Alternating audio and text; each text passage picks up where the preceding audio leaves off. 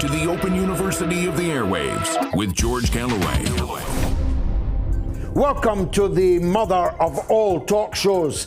Baby Oleg here is now an orphan. Sergei and Alexander have been banished.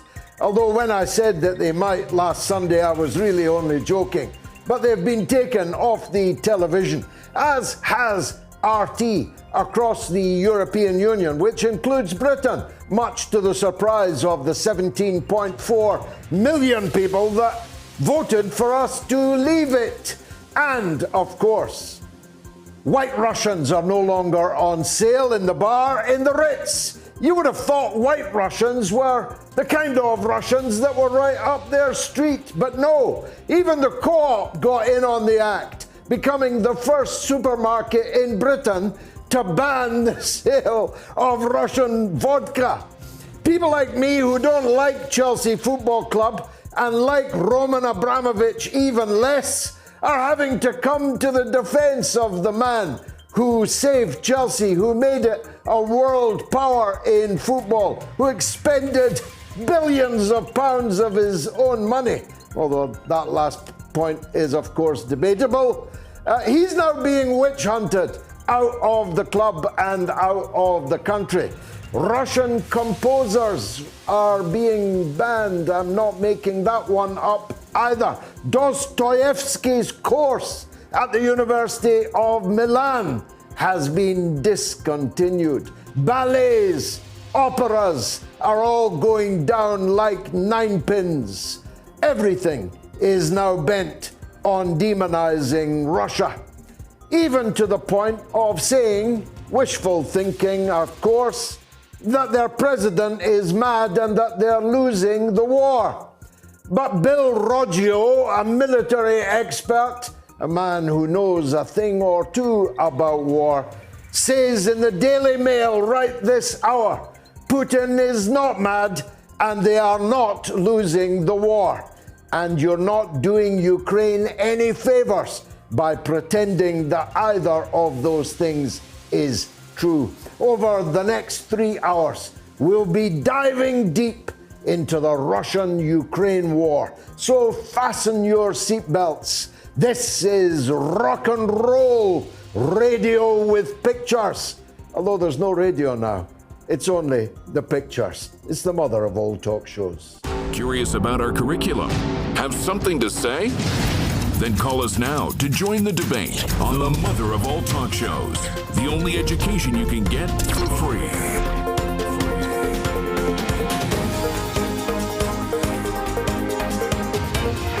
George Galloway, the mother of all talk shows. With George Galloway, the world is our classroom, and you're welcome to sit in and join the seminar.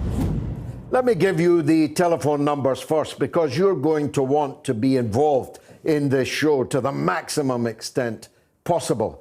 If you're in the United Kingdom, and remember the calls are completely free.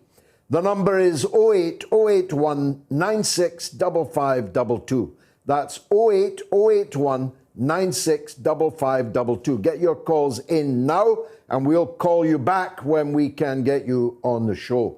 If you're in the United States or Canada, then you can call equally toll-free on +1 844 944 3344. That's +1 844 944 3344. This is Moats Extra. I don't know how many weeks this will last throughout the emergency. I hope if I can put all these very highly skilled resources together on a weekly basis. Of course, the mother of all talk shows will continue to go out every Sunday at 7 p.m. London time, and the podcast of this show will be quickly available. So the distilled essence of the show you'll be able to download from your usual supplier on the podcast. More news on the podcast coming up later. Bill Roggio surely got it right, that it is pure wishful thinking where it is not blatant war propaganda lying, militarized mendacity, Putin is not mad and Russia is not losing the war. In fact, it is entirely going to the timetable that they set. Now, let me make clear, as I did last week, I did not expect this all-out war, although it's actually not all-out war, but it's not that far away from it. I wish it had ended otherwise. I wish that no war had been necessary, and my heart bleeds for civilian and military casualties in a war that never needed to happen. As Sergei Lavrov, the personification of a cool head in a crisis, said today, this should be finished quickly because Russia's demands are minimal. And they are, in fact, entirely minimal. They are not to occupy Ukraine. They are not to change the government of Ukraine. They are not to pick a puppet government or remove the president or any of the things that you have been told in the mainstream media that they are. They are simple. That Ukraine must be a neutral state, like Austria was, like Switzerland was, not in NATO. Which part of that is it difficult to understand? Russia will not accept any more of its neighbors being recruited by the United States to a nuclear-armed military alliance aimed at Russia. And that's what it is aimed at. That much is surely obvious even to the thickest skulls. It was set up long before the Warsaw Pact was set up. Not a lot of people know that. And its explicit purpose was to confront the then Soviet Union. When the Soviet Union ceased to exist 30 years ago, so did the case for NATO. But it did not close down. It did not change the security architecture in Europe. It refused all efforts, by Putin, by the way, for Russia to join NATO so that a win-win security environment would exist. It is aimed at Russia. Its purpose is confrontation with Russia. And if you think that Russia, when it is able to do something about it, as it clearly now is, both economically and geostrategically, with its new standing in the world and its ever closer relationship with China, who have already taken up all the contracts that were cancelled. And by the way, Co-op, don't worry about your Russian vodka. There's plenty of people, alas, as a non-drinker, elsewhere in the world that will drink it all. Every bottle you cancel will be bought by someone else. Every cubic litre of gas that Europe cancels will be bought by someone else. As a matter of fact, turns out that Russia's not been kicked out of the SWIFT system at all. There's one door in the SWIFT system being left open. Which do you think it is? It's the one whereby Europe gives Russia $1 billion every day for energy.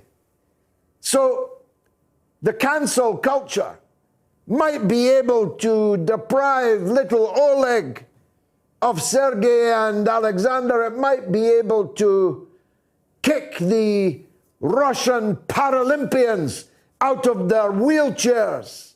It might be able to stop the mighty Sweden taking on Russia in football. But it will not affect Russia's geostrategic importance, which is now surely self-evident. It demands that Ukraine must be a neutral country by treaty, guaranteed, that it will never never be allowed to join NATO, because if it did, it would quickly become a military camp for NATO, bristling with weapons, including nuclear weapons. Just 20 minutes flying time from the capital of Russia, Moscow. What do you think they are? Idiots? As a matter of fact, they've been mighty slow as NATO's military encampment spread around them. Maybe they weren't able to do anything about it before, but they sure are doing something about it now. Now, it seems to me this war can only end one of two ways, and that's what Bill Roggio, the military expert, writing in that well-known Bolshevik publication right now, the Daily Mail, is saying it can only end one of two ways. Either Russia's minimal demands are conceded at the negotiating table and lives are saved immediately after the ink is dry on the paper, or these demands will be imposed by a Russian military victory.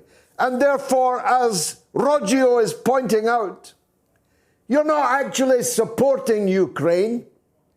Still less are you helping Ukrainians by this constant lying and propaganda, by handing out Stinger missiles on the street to God knows whom. Germany just sent thousands of Stinger missiles, anti-aircraft missiles, to Ukraine. Do you know what happened the last time Stinger missiles were handed out to people who were fighting our enemies? They ended up in the hands of Al-Qaeda and of the Taliban. And they may well be again. Ukraine is, after all, by far and away the most corrupt country in all of the European continent. And these Stinger missiles, when the war comes to an end, as I hope it does quite quickly, will be sold to anyone that wants to buy them. They'll be sold to Islamist fanatics. They'll be kept by Ukrainian Nazis. What could possibly go wrong handing out heavy weaponry to the gangs of Kiev on the streets, who are now killing each other with those weapons, who are killing people who are trying to flee as refugees from the country? It's all there if you want to look for it. It's all there on video. But you won't see it on the BBC, because their government, state-sponsored lying requires them to try and convince you that Putin is mad and that Ukraine is winning the war. But that lie, it will come crashing down, as Roggio says. Very quickly, the reality will be obvious. In fact, now, you can right now on the other half of your screen look at the map. Russia has what will very quickly become a full pincer movement, excluding all of eastern Ukraine from its western hinterland, leaving only Kiev and the parts closest to the Polish border in the hands of President Zelensky. Don't fall for it. They've tried everything to make you do so. They think they can ban RT, but there's more people watching RT right now than before the ban. There's a boom in VPNs. There's a boom, forgive the pun, on Rumble. Everyone's getting ready to rumble, where you can watch RT. This is not 1952. It's not 2002. It's 2022. Anyone can watch RT. Whatever the European Union has decreed. They're trying everything. I have never seen hysteria like it. When composers are being sacked, when orchestras are being blocked, when ballets are being kicked off the stage, when Russian films are being banned. Shame on you, the Glasgow Film Festival. Shame, shame, shame on you. Cancelling Russian films of works of great art. Cancelled by a film festival. Dostoevsky banned by the University of Milan. What next? You're going to burn them? You're going to make a bonfire of Pushkin, of Dostoevsky, of all the great treasures of Russian culture? What next? You're going to put Russians in internment camps? You're going to go looking for Lebedev, Lord Lebedev, and Abramovich? You're going to put them in a camp? People's property is being seized because they are Russians who allegedly have been friends, usually in the distant past, of Putin. They think that oligarchs equals Putin, but the oligarchs hate Putin, and Putin hates them. He's trying to get their money back to Russia from London, from Paris, and all the other places. I'm going to conclude with something that not a lot of people have properly paid attention to. Although, if you've followed me, you already know this.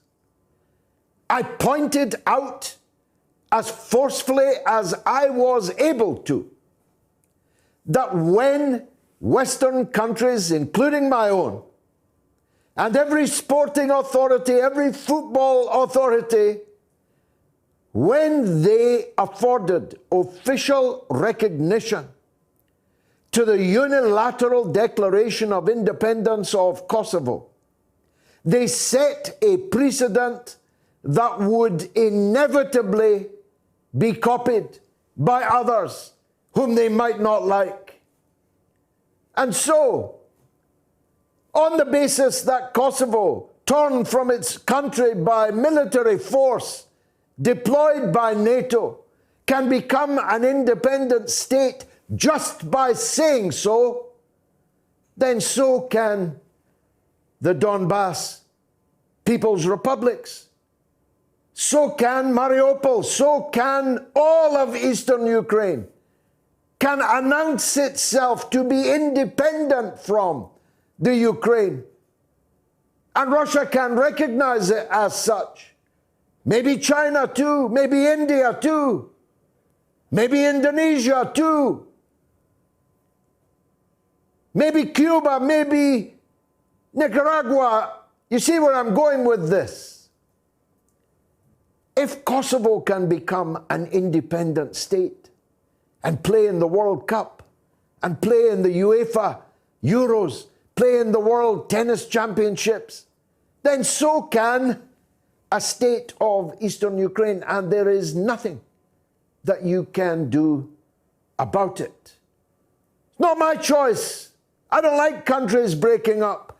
I didn't like Yugoslavia breaking up. I warned you about it at the time in 1999, and I warned everybody that recognition of UDI by Kosovo would set a precedent that would come back to haunt them, and haunt them now it is. Here's my last point, and it goes to the subject of boycotts. People can boycott anything they like. Personally, I hope nobody ever drinks a drop of vodka again from anywhere. You can boycott Russian vodka if you like. You can shun Russian opera if you like. No one can force you to like it. But be careful that you don't expose yourself as a complete hypocrite. I give you just two examples. As some of you know, I was deeply involved in the struggle against apartheid in South Africa, traveling underground in apartheid South Africa for the African National Congress. At the time, the apartheid state was supported by every Western country, including Britain and the United States. Britain and the United States backed apartheid South Africa. They don't like to talk about it now. Now that Mandela is safely on the other side and can be worshipped. But I was there in the British Parliament when Margaret Thatcher called Nelson Mandela a terrorist.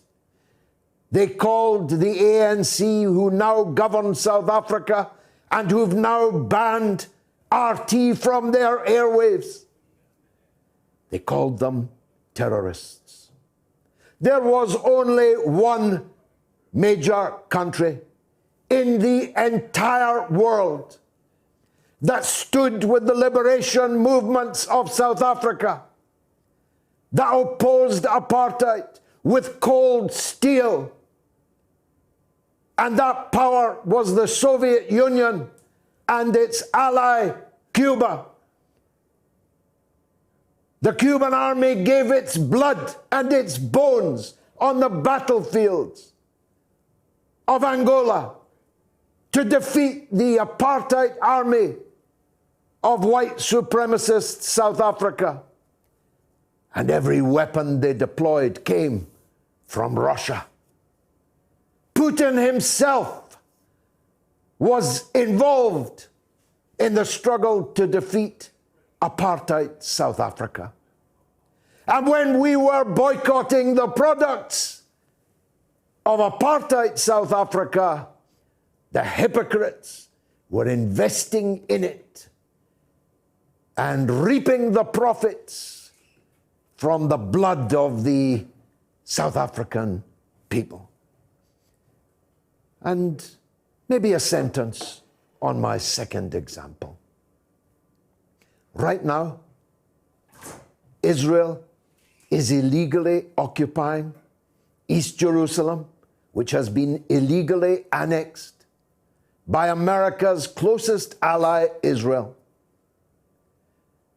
In the Golan Heights, which has been illegally annexed, stolen from Syria, an annexation recognized explicitly by the government of the United States of America.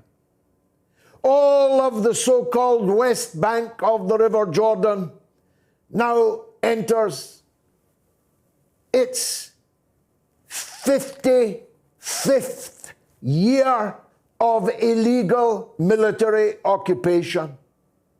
2 million people in the Gaza Strip are cut off from all civilization, all human interaction, without power, without water, without food, without medicine, dying, literally dying of malnutrition and of illness that could easily be cured. Not only is that state of Israel not sanctioned for these crimes, it is endlessly rewarded with more and more money, more and more weapons, and hey, it's even allowed to sing in the Eurovision Song Contest, even though it's not in Europe, unlike Russia, which is in Europe but not allowed to sing karaoke at the Eurovision Song Contest. Just think about that level of double standards, and if you think about it for a single moment, you'll understand why pictures of President Putin are going up right now in the townships of South Africa, are going up right now on the walls of occupied Baghdad, are being cheered in the refugee camps in Palestine. Ye hypocrites, are these your pranks? You've murdered men and you want to give God some thanks. Desist. Go nae further. God'll no accept your thanks for murder. This is the mother of all talk shows. George Galloway, and the mother of all talk shows. Join us at the College of Knowledge, where there are no tuition fees. The airwaves. This savannah is a rigid dichotomy of fact and fiction. As vicious as the Twitter sphere, where the slightest misjudgment can spell being cancelled. One species rules over the airwaves through its ability to adapt and survive in even the harshest environments. The George Galloway.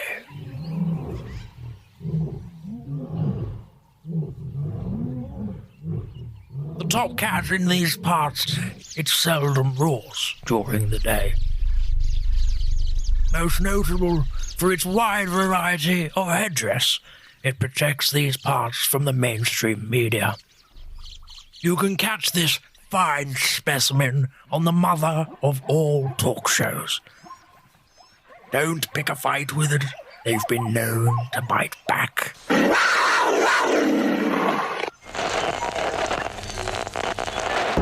The mother of all talk shows. The only education you can get for free. You know, and it's a very, thank you for, I'm a big fan of your show, Gigi. Great debate, great. And I'm Scottish. I'm very passionate about what's happening there, I had a great mom. She was Scottish, Mary McLeod. She taught me well. She taught me well at everything, including golf. I love Scotland, and I love the Scottish food. It's great food. I said to Melania, haggis, look at that. What's more Scottish than that? Me. I am that haggis. She said, what, thin-skinned and full of crap? Have something to say? Do you disagree with George? Then call us now and give us your view. Well, here's our first poll of the evening. Is the future a neutral, demilitarized, fascist-free Ukraine? A, yes. B, no. You can vote on my Twitter feed. You can vote on my YouTube channel and on my Telegram channel. Don't forget to follow me on Telegram, t.me/George Galloway. Also, follow me on Patreon. That's patreon.com/George Galloway, because you never know when algorithm will strike. So that's the poll. Get busy on it. Tons of social media, but no time to read it yet, because my old friend Anya Parampil is on the line from the United States of America. Anya, welcome to the show. Good to be with you, George. Nice to see you again. Tell us, first of all, just how frantic has it all got in the United States? It looks to me, watching the State of the Union address, that all of America's own domestic problems, economic problems, social problems, racial problems, were all put to one side, as was all the other wars that the United States is still involved in, and everything was about Ukraine. That's how it looks from here. Is that how it feels there? There's actually a joke circulating right now. I've seen some satire outlets make it, and also just individuals making memes and putting it online, that Putin should win the Nobel Prize in Medicine for ending the COVID pandemic here. Very good point. Very good point. Whatever happened to that COVID? No one's talking about COVID anymore, and in the last few days, some mandates, mask mandates and vaccine passport mandates have also been lifted, interestingly enough. By the way, Anya, as the truckers were demanding, they got called fascists for demanding, and now their demands have been conceded, just like that. Exactly. Nancy Pelosi herself sat behind President Biden during the State of the Union and didn't wear a mask. She'd announced it on air earlier that day while she was giving an interview to Andrea Mitchell at MSNBC. And just focused on the war. She was speculating that President Putin has, and Hillary Clinton had also actually given an interview to MSNBC the night before, during which she speculated that Putin might have brain cancer. The other line that they're using is that he has long COVID and is acting emotionally and irrationally. Every time I turn on the television, and I do it just for entertainment and so that I can provide commentary to people outside of the United States, that is the line. Putin has changed. That's what they're all saying, that there's something mentally wrong with him. And Condoleezza Rice, the former U.S. Secretary of State, has come out and said that this isn't the Putin that she knew or that she worked with. And I think that speaks to what you mentioned in your question, George, that people are hysterical at this moment. They don't really know how to process the fact that there has been a major historic shift in geopolitics, in the way the United States interacts with Europe, how Europe interacts with Russia. I think this will be a moment that goes down in history as a break. In fact, I was just listening to MSNBC a few moments ago. Chuck Todd, the anchor, was celebrating the fact that Russia has been cut off and decoupled from the, quote, civilized world. That was his way of looking at it. What's completely missing from anyone's analysis on MSNBC and most of the other networks as well, other than, I should say, Tucker Carlson at Fox, is the fact that this will have an impact on the economy, on the way the average U.S. citizen and European feels at home.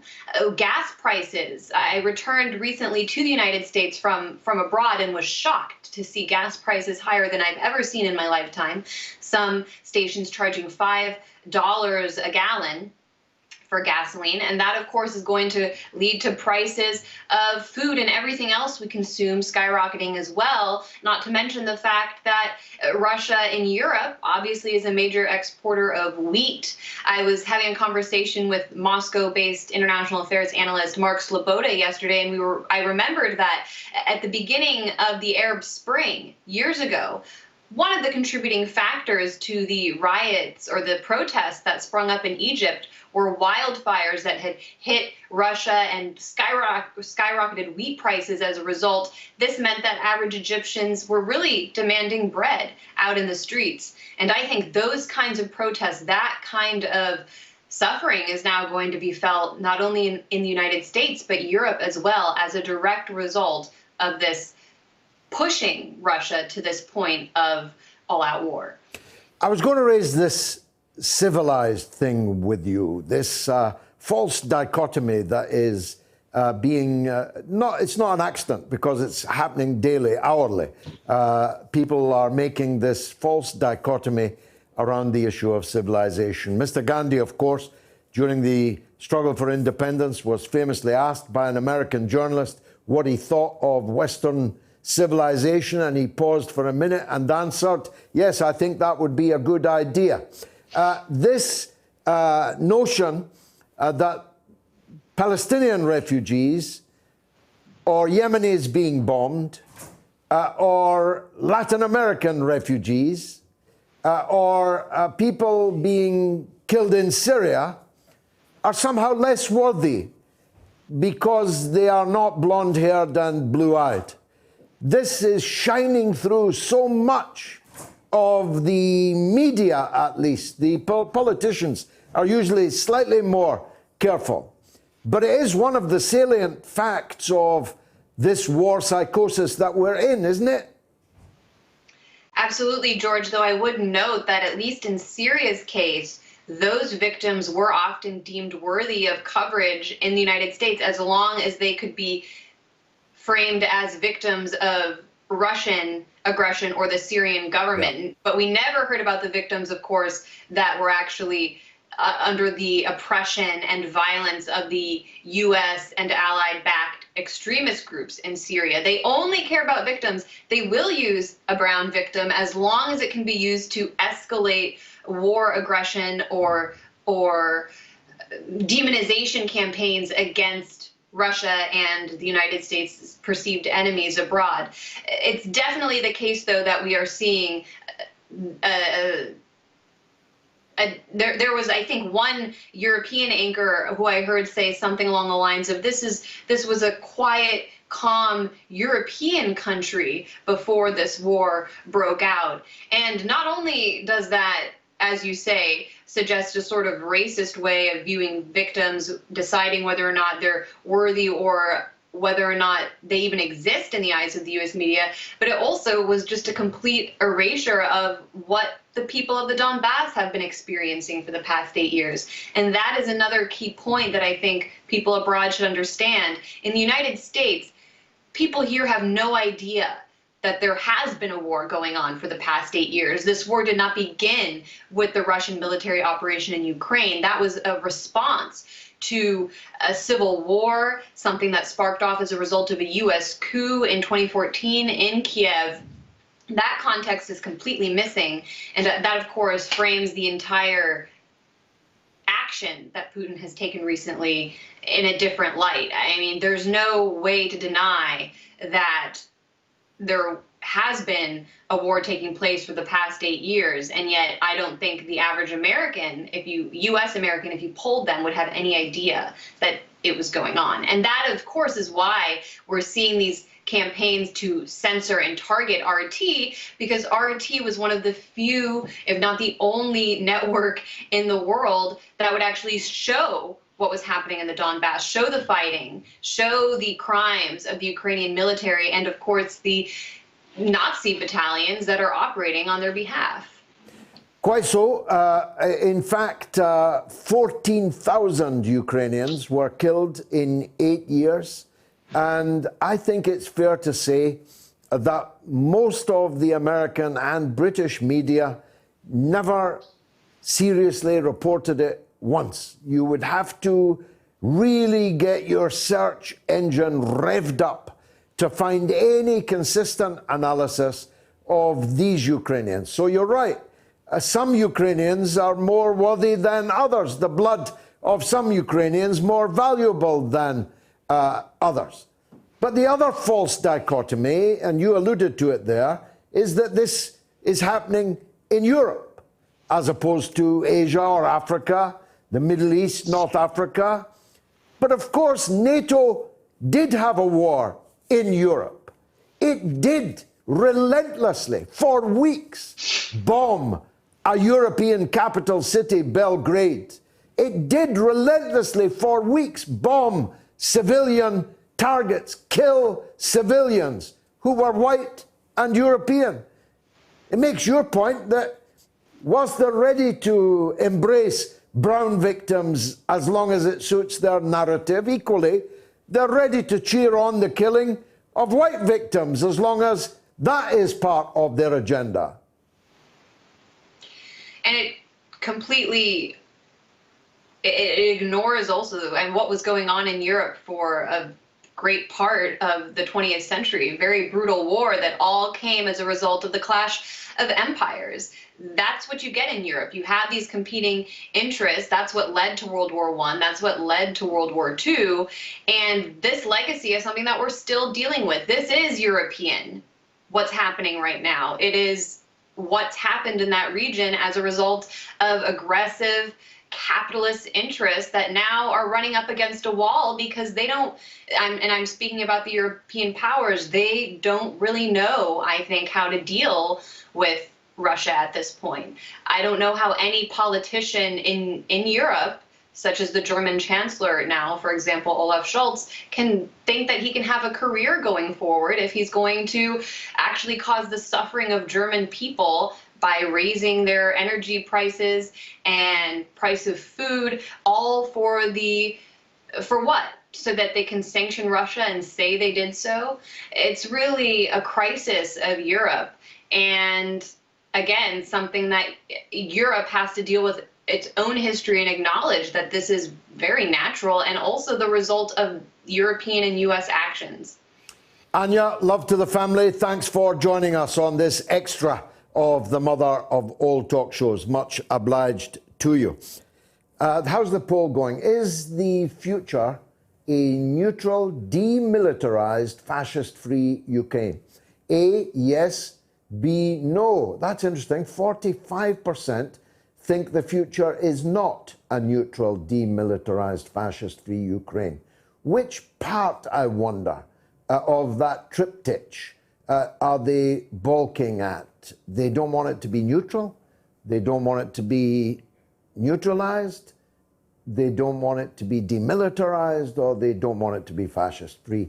Anyway, you can vote, as I say, on my Twitter feed, on my YouTube, and on my Telegram.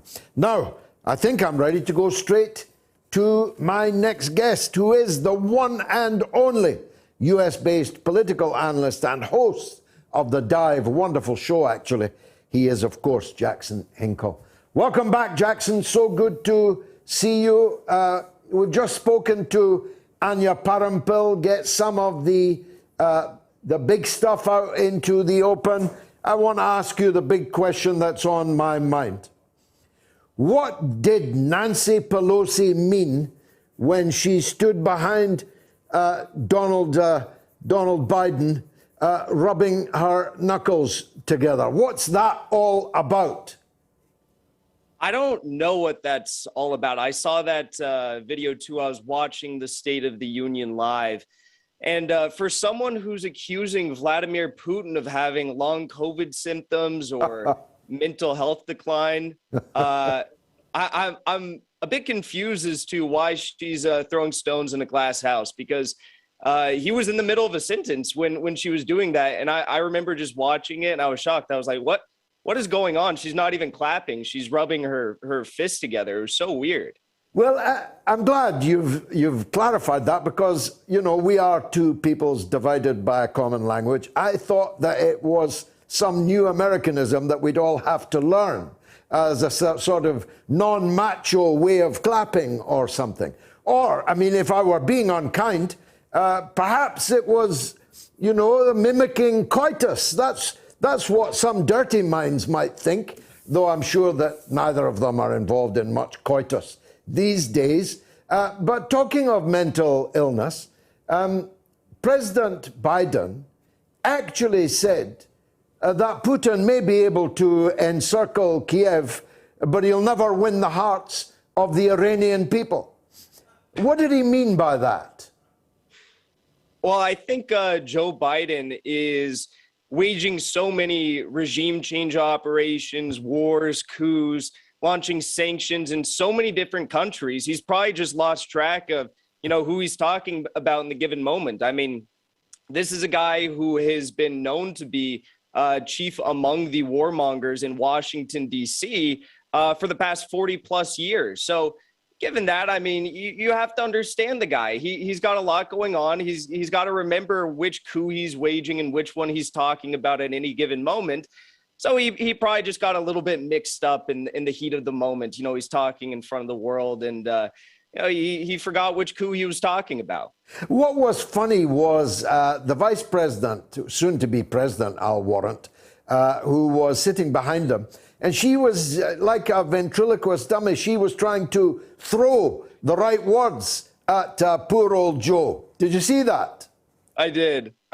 Yeah. She was trying to, like, right when she heard him say Iranians in Ukraine, she's like, Ukrainians, Ukraine. She was trying to help him out, but there's no helping Joe Biden.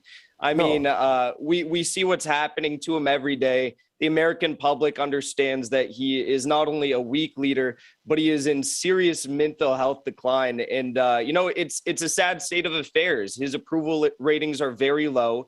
And you can see that with those low approval ratings and with an empire in decline, he's resorting to very, very dangerous policy actions, like, for example, demanding that Zelensky of Ukraine do not negotiate these peace proposals with Vladimir Putin in good faith.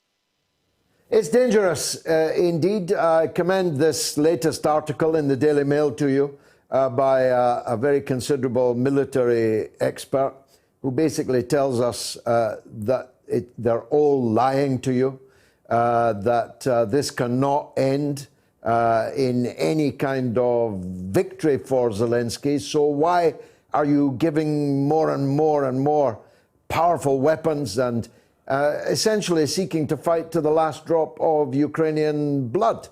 So dangerous indeed. But I wanted to ask you, Jackson, I think you're the man to ask this. In Britain, there's very little opposition to this. It will grow when the bills start coming in. But I'm not kidding myself that a majority or even a substantial minority of my own compatriots agree with me on this. But I get the feeling that there's more opposition in the United States than there is in Britain, and maybe elsewhere in Europe too. I'm seeing figures, on the right, like Tucker Carlson, for example, like Candace Owens, and others that you might say vaguely of the Trump persuasion, though not Trump himself, at least not yet. That's a significant section of the American population. Am I misreading that?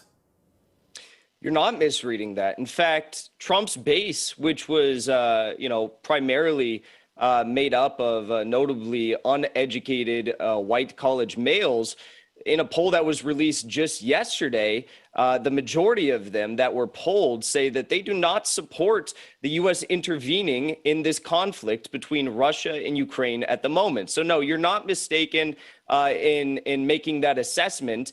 And I'm seeing more and more people, as the impacts of this conflict hit home in America, speak out against what is going on. The American people want peace. They want peace between Russia and Ukraine. And we all know that the only way that that's going to happen is if Ukraine guarantees to neutrality, removes foreign weaponry from their country, and stops the slaughtering of civilians in Donetsk and Luhansk. But what's really, really interesting is just yesterday, I was driving around. I live in downtown Los Angeles. Gas prices are soaring here. $6.45, I believe it was, at the pump at my nearest gas station. There's no way that, these implications continue to be exacerbated here in the United States. And we continue to see efforts from Congress and the White House to send billions and billions and billions of dollars to the Ukrainian military, which is filled with neo-Nazis, and not have the American public speak out, not be outraged. We are going to see more of this in the coming days and weeks and months, assuming this conflict doesn't come to an end. And I think that American politicians should be worried because as of right now, they have the fog of war to protect them. But that's only going to last so long. Yes, the fog of war is, of course, thick, but it eventually clears. It clears when all the things that you predicted and said turn out to be false. It clears when the fake videos and pictures that you're publishing get debunked. I saw one today of a building on fire in Belgrade in 1999, depicted as being in Kiev in 2022. They forget that we can search these pictures. The Russian general whose death was announced with full panoply is alive and kicking. The ghost pilot and so on. All these lies are being more and more quickly debunked, and a war which you said Russia was losing, it is in fact winning. So, facts will eventually intrude and push their way through that fog, won't they? They definitely will, and the biggest lie of all that's been told throughout this entire, conflict is that Russia started this whole mess. That couldn't be further from the truth. Like Putin or don't like him, he's been very restrained over the past 8 years in particular, since the U.S. helped lead a coup against the democratically elected government in Ukraine. In fact, Putin even at multiple occasions tried to bring peace to the region through adherence of the Minsk Accords. That's something that Ukraine and the United States didn't want to have happen because they knew that it would be an end to the arms flow into Ukraine. They knew it would mean an end of their puppet government in Ukraine being weaponized against Russia, and so on and so forth. So I'm very worried about the future of this conflict because, again, if not now, when we see that civilian casualties are taking place in Ukraine. If not over the past 8 years, when the U.S. and the Ukrainian military were using Ukrainian people as cannon fodder. When will the Ukrainian government and when will the U.S. and allied powers across the West decide that, yes, peace is more worthwhile than the continuation of this conflict for, say, more, more control over Ukraine right on Russia's doorstep? Well, I wouldn't hold my breath for that, Jackson. It's my advice from an old man to a young one, because that might never come. Lastly, if I may, how many American people, to what extent are the American people aware of just how personal Ukraine is for the upper ranks, echelons of the Democratic Party in America? How many people know that the Biden family themselves have made a fortune out of Ukrainian business? How many people know that Cabinet Secretary John Kerry's stepson is making a fortune out of Ukraine? How do people know that the Democrats are up to their neck in the corrupt oligarchy in Kiev? I think a lot of people are aware of this, especially Republicans and independent voters here in the United States, because we saw the corruption on full display when it was made public that, Joe Biden's son got a job at Burisma. I believe it was $80,000 a month. Yeah. And he has no qualifications to work at this natural gas firm he was working at, the Ukrainian natural gas firm. And when Biden was pressed about, how is it that your son got this job? He said, well, he's a smart guy, and didn't really have anything else to say. It was clear corruption. It was exposed by the press. We also know that Victoria Nuland was deeply involved in the overthrow of the democratically elected government. Jeffrey Piat, Chris Murphy, list goes on and on, John McCain. The American public understands what is going on here. The question is whether or not they will be able to see through, again, this fog of war that is telling them right now that the number one priority they should have is an ending to the Russian escalation, which I would argue is the only thing that, unfortunately, at this point in time, can possibly bring about peace, given the fact that, again, there have been peace negotiations led by Russia for almost a decade now, and that's gotten us nowhere as of yet. Jackson, I predict that your show will continue to grow and grow, The Dive, because it's more and more important at times like this that independent voices are heard. So I wish you the very best. I urge everyone to look at the show, and once they've looked at it once, you'll go back for more. Jackson Hinkle, thanks for joining us on Thank you. The Mother of All Talk Shows. We've got a call from Alaska. Better take it. Alaska, Laura. Laura, welcome to the show. Laura, are you there? We've lost Laura. That is a pity. Let me go to the social media. ABQ says, disarm, no. Every country should have its defense. If anything, the Ukraine war tells us that we have to defend ourselves. No one else will. Neutralized, yes. Expanding NATO is the biggest threat of world war. When a bloc becomes too strong, they start feeling entitled to others' resources. And Bronan says, if that's what the Ukrainian people want, then yes, but they don't appear to. Oh, well then. Waldny Dutch says, if Zelensky had made the bold decision a few weeks ago to take advantage of his country's unique position and strive for neutrality with security assurances from all sides, then Ukraine wouldn't be in this mess. Instead, he risks dragging the international community into World War III. And Wapao says, if that's the only way to denazify Ukraine, then yes. Graham says a neutral Ukraine provides security for both sides. In addition, given they accepted that special and unique position, Ukraine would be in a great position to benefit from investment from both sides, whilst maintaining their Russian culture.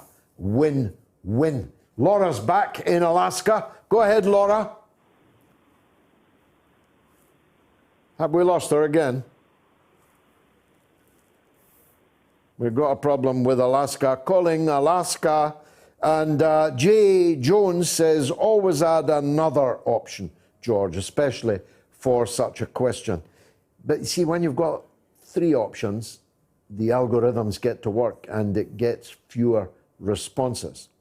Oliver says, all this could have been prevented. NATO and America poisoned their minds with a catastrophic ideology. Now people are dying.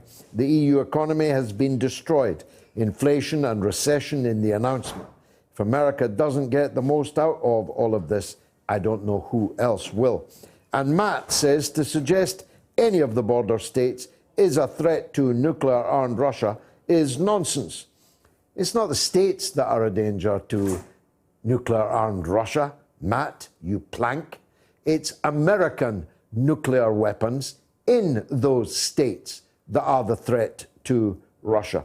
Ernest says Ukraine needs to understand that they are not so important to the US, EU and NATO. They are easily disposed of if and when needed. They are just puppets in a much larger game played by the West. Have I got time for Laura? Go ahead, Laura. Okay, third time unlucky. And Eva says demilitarization and denazification for the whole globe, especially the EU and the US, with its slave non-EU states like Ukraine, demilitarization of Russia, ban on nuclear weapons, replacing capitalism with a planned economy, degrowth, and a socialist United States on every continent. Best of luck, Eva, with that. And Mandrika says, there should be a neutralized and disarmed Russia, you spineless hack. I'm so spineless, Mandrika, I'm going to give you my telephone number. It's 08081 965522. Or if you're in the US or Canada, it's +1 844 944 3344. Come on, Mandrika, let's see how spineless I am. Call me in the second hour on the shore. The poll is the future a neutral, demilitarized, fascist-free Ukraine? A, yes, B, no. You can vote on my Twitter feed or on my YouTube or on my Telegram. We don't have a news break in this extra show, but coming up in the next hour is Kevork Almassian on Syria and Ukraine, the mother of all talk shows. It returns right after this. Curious about our curriculum? Have something to say? Then call us now to join the debate on the mother of all talk shows with George Galloway. Time, weather, and... Let's play a game and I'll ask you yes or no questions. Ready? Okay then. Sick and tired of hearing the same old voices on the wireless? Are you looking for an alternative opinion to the mainstream media? Do you have a thing for a Scottish accent?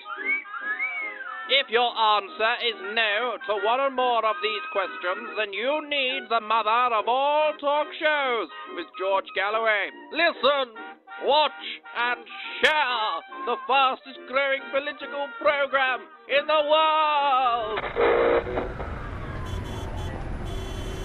Yo, Mikey, what's happening? Joey, the usual? Sure. You looking fresh, man. You get a new haircut? Nah, brother. I just got that, scholarship from the College of Knowledge. Oh, you got into the University of the Airwaves? Sure did, brother. I got knowledge coming out of my ears. GG, man. He knows what's up. I knew there was something new about you. Yo, reckon you take me? Everyone is welcome, brother.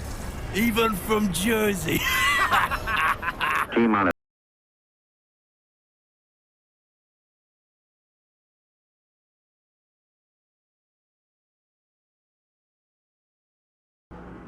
Ignition. Liftoff. off. 30 minutes after the hour. We need to acclimatise the public for the introduction of extraterrestrials, because, come to the conclusion at this point, if they're going to come, they are going to come soon. Back in the late 60s and early 70s, they actually saw the saucer land in front of them or pass by in New York or go overhead. It went in front of my eyes up and turned into what looked like a star way up in the sky. They said the same line that you just made, and it was amazing. It is an awful waste of space if we are all that there is. If we're all that there is. Exactly. Have you ever seen any of these phenomena? I have seen energy entities. One looked like a massive jellyfish. The other one looked like a massive centipede. Well, you had me up to that point. Now I just think you're stark raving mad. Our world is full of mysteries. The lost city of Atlantis. Area 51. Who killed JFK? It's a conspiracy, man. We have a right to know. Shut it, you nutter!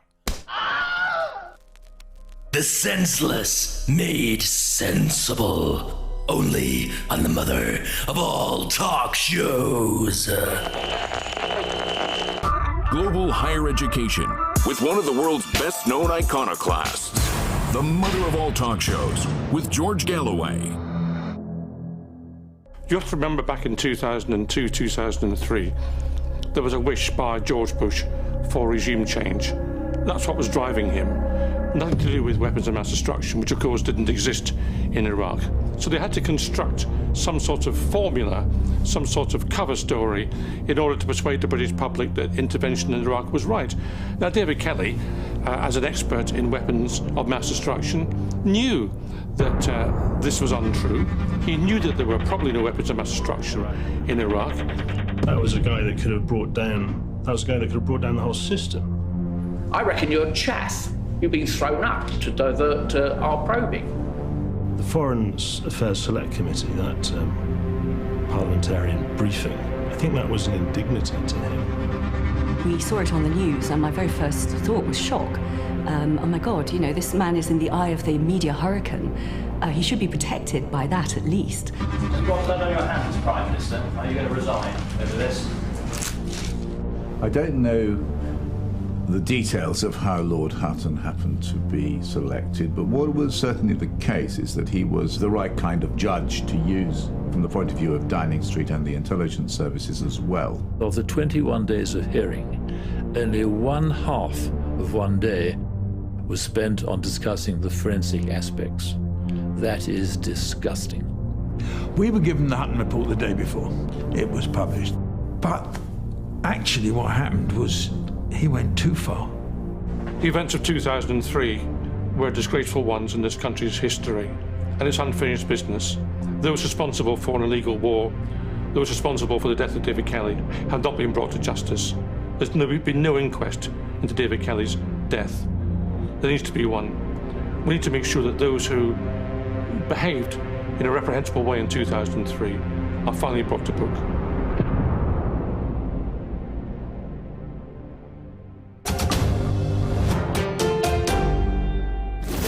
Welcome to the Open University of the Airwaves with George Galloway.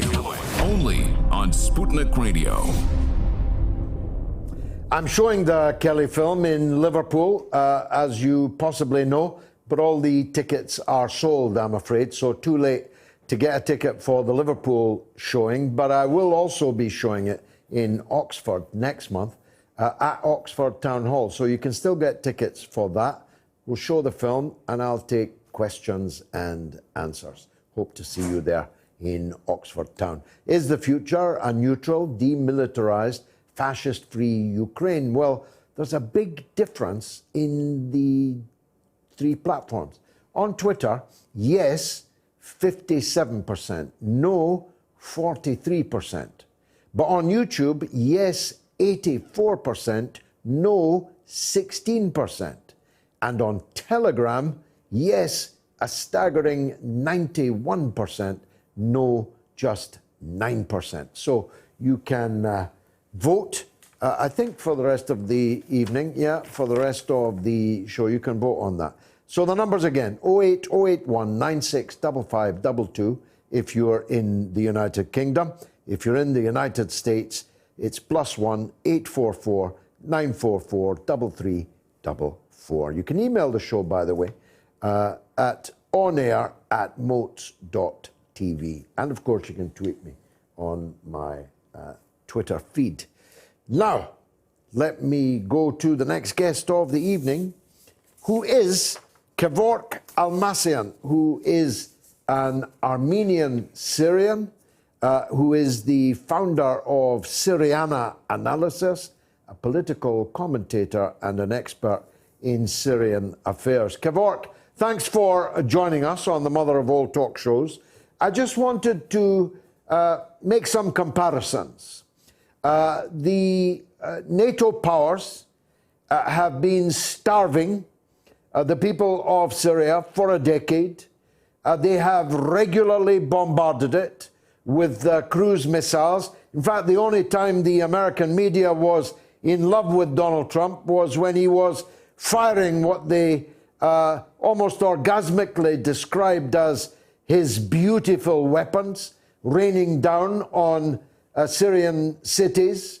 And of course, America's main ally, Israel, bombs Syria at will, usually in the middle of the night, and nobody cares about it. Nobody does anything about it. The NATO powers have bankrolled and weaponized and propagandized for the worst people in all humanity. The throat-cutting, head-chopping alphabet soup of Islamist extremism that tore Syria to pieces. You must see all this as a bit hard to take, all this coverage of Ukraine.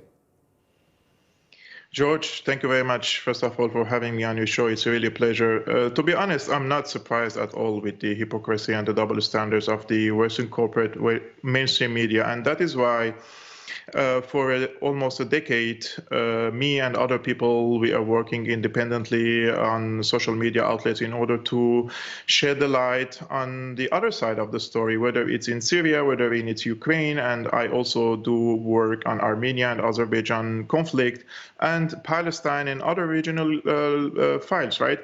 However, we have to always follow the money. Where's the money coming from for these media outlets? For example, in Germany, we have these state-funded media and also some media outlets that are also funded by millionaires or some political parties, right? So each side has its own political interests. So in my opinion, we shouldn't expect much from the Western mainstream media outlets. They will never change a course. They will always have their, as you mentioned, fantasies about destroying, what do they call third world countries? Or recently, they are calling us uncivilized countries.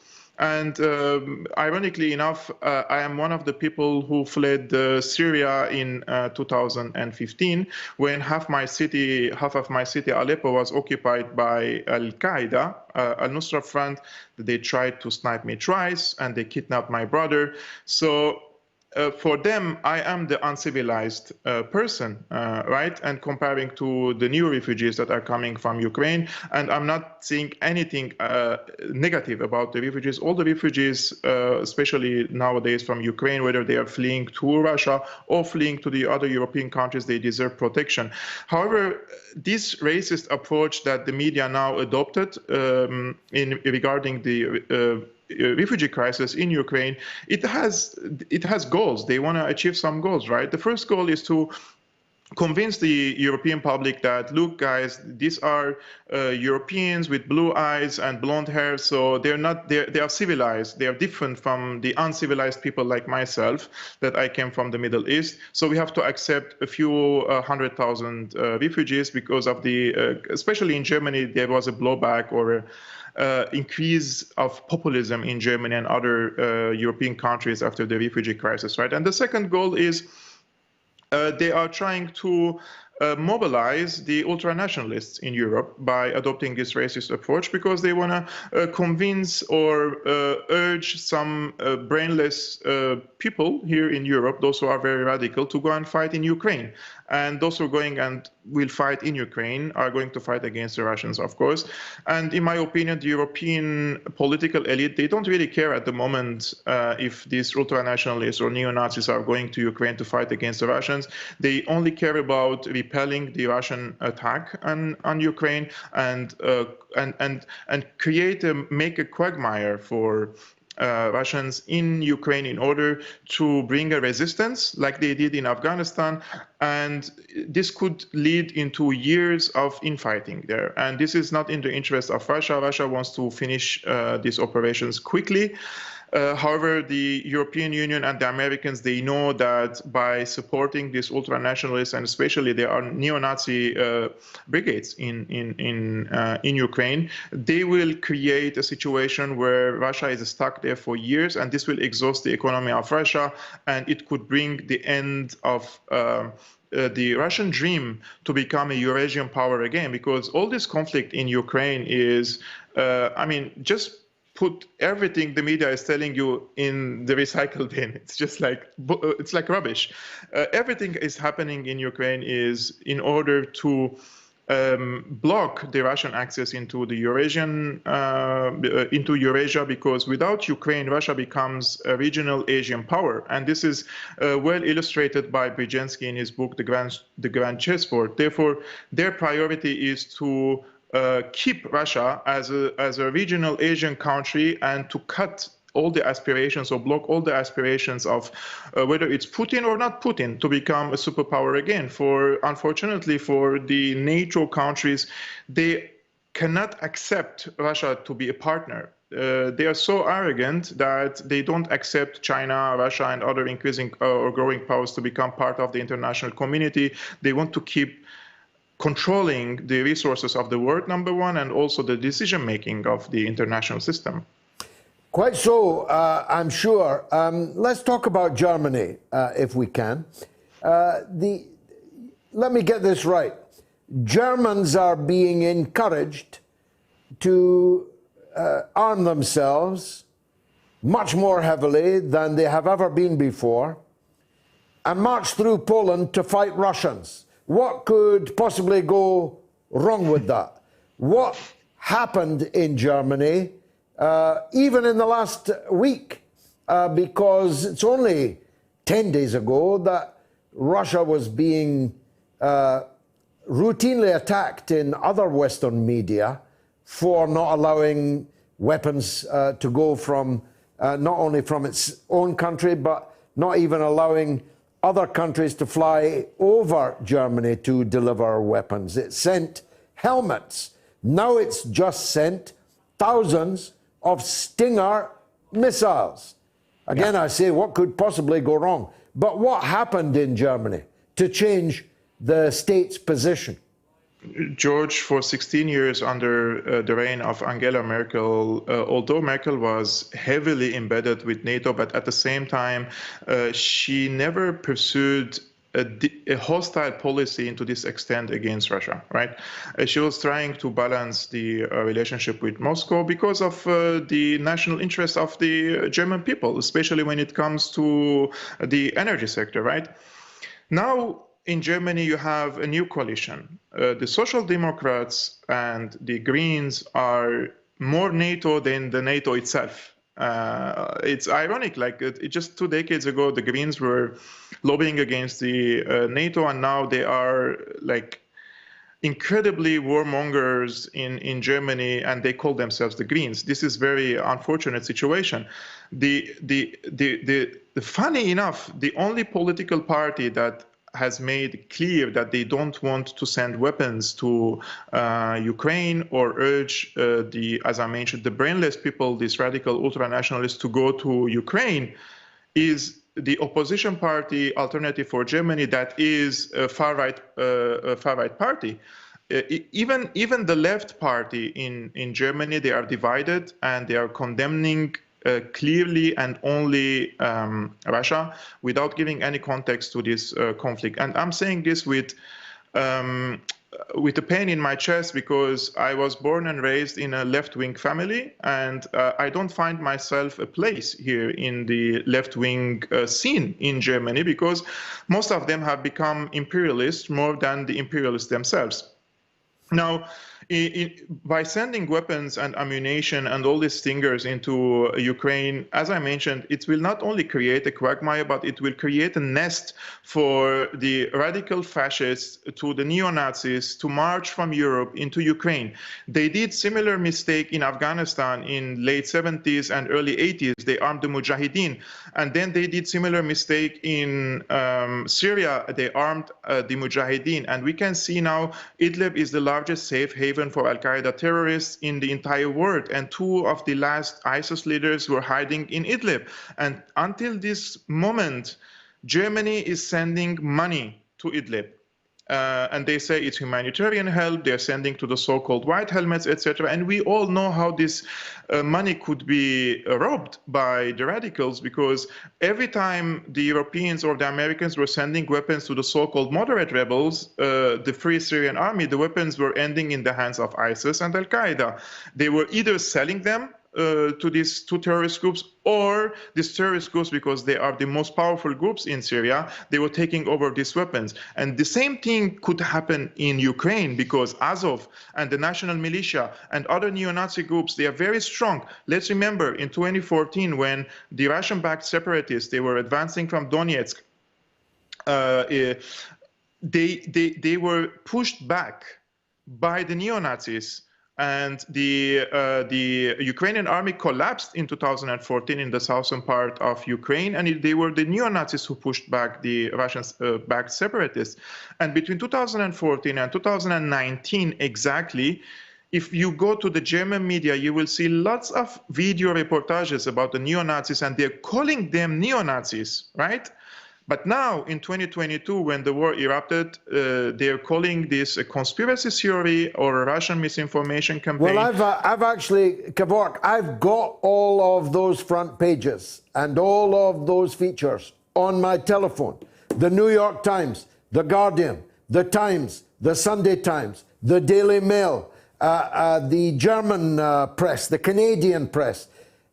Over the last 8 years, all of these outlets have explicitly covered what they call, not me, they call neo-Nazi, far-right, extreme-right organizations. Now, if you put up a picture of these groups holding their swastikas on Facebook, you'll be banned.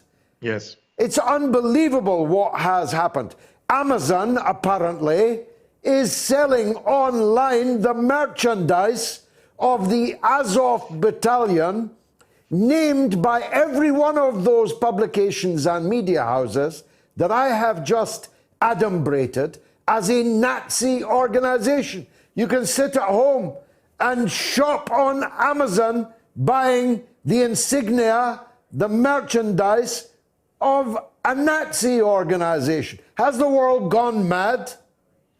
George, the founder of the neo-Nazi group Azov in, I think it was in 1999 or 2000, he said clearly that the mission of Azov is to wage the last crusade war by collecting the white people. I'm paraphrasing him. He wants to wage a white crusader war against the Semite-led international community. Also, they are. It's not only racist. They are using the same literature of Hitler, and by doing so, you know, the ideologies during war times are very important. And what made ISIS and Al-Qaeda, for example, persist in their war is their ideology, because they believe in a grand cause. And they also believe in a grand cause, these neo-Nazis. And they will be the ones who will fight till the end against the Russians. So we may see the collapse of the Ukrainian army again. And let's remember, The neo-Nazis are embedded with the Ukrainian army. They're not like separate militia that they're fighting separately. No, they're fighting together. In 2015, I was in Donetsk, and the neo-Nazi groups and the Ukrainian army, they were jointly bombing the hell out of Donetsk. The only place that was safe in Donetsk in 2015, I remember, was the hotel that we were staying in, because it was a hotel dedicated for the journalists, and it was the place that they were not bombing.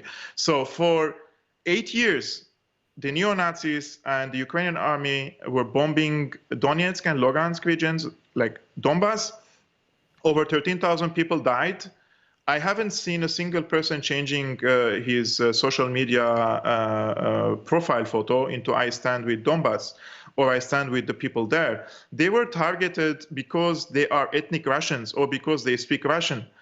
It's blatant racism against the people there. I received lots of messages by people in Donetsk and Lugansk and by people who are half Russian and half Ukrainian. And they say after the revolution or the so-called revolution in Ukraine, we cannot speak freely that we are Russian, or we can't even speak Russian freely in the streets because we're being harassed, we're being targeted by the neo-Nazis. And not only that, the government in Ukraine is regulating new laws and regulations against them, depriving them their right to speak their language, depriving them from their political parties, etc. So this is a state-sponsored fascism in Ukraine. And unfortunately, the so-called civilized world is now siding with this government. And look, George, I'm not making any excuses for the Russian invasion. I would call it an invasion. I would call it against international law. But at the same time, it's not unprovoked.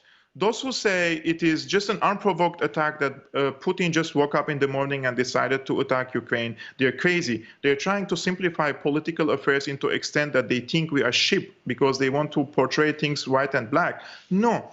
Russia deserves to be respected, and they should respect its national security. And that means NATO should stop its entrenchment into the east on the borders with Russia, and they should sign on a security deal that respects the national security of Russia, and Russia should respect the territorial integrity of its neighboring countries, and that's how you can create a regional and lasting peace. But NATO is, till the moment they insist to enlarge, I mean, what do you expect from a president like Putin or any other president? Let's suppose Russia is installing his missiles again in Cuba or in Canada.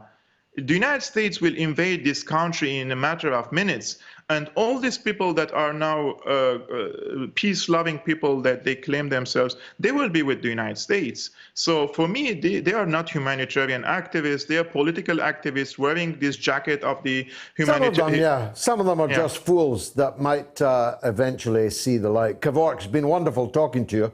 You're some talker, I must say. Well done for coming on the mother of all talk shows. How's the poll doing? My goodness, it's a big number. Is the future a neutral, demilitarized, fascist-free Ukraine? On Twitter, yes, 56, no, 44. I don't know what the 44 think. But on YouTube, 84 yes and 16 no. And on Telegram, 91 yes and 9 no. Let's go to the calls, who are inundated with them. Esther is in Ayrshire in Scotland. Esther. Good evening, sir. Nice to talk to you. What would you like to say? Yes, good evening, everyone. Okay, I need you to help me out with this one, George. I don't understand why the normal Russian civilians, people who've got shops in Britain, people who the kids go to school in Britain, why are they? I'm hearing stories of kids have been bullied. We have to boycott the shops. Now, I don't know if I'm wrong in thinking this, if it's right thinking this. No, it's definitely happening. Why are normal Russian civilians being targeted? You might why? Say. You might say. Is it to? Is it so they'll rise up against Putin? I saw. Well, they'll not be able to do that from Ayrshire. I saw N'Golo Kante, the wonderful Chelsea footballer, being interviewed today. He's a footballer. He happens to play for Chelsea. I don't know if he knows anything at all about politics and about politics in Eastern Europe, but he was mercilessly interrogated about his views on Ukraine, because Abramovich, who's put the club up for sale in any case, is a former Russian. He's now an Israeli, as it happens.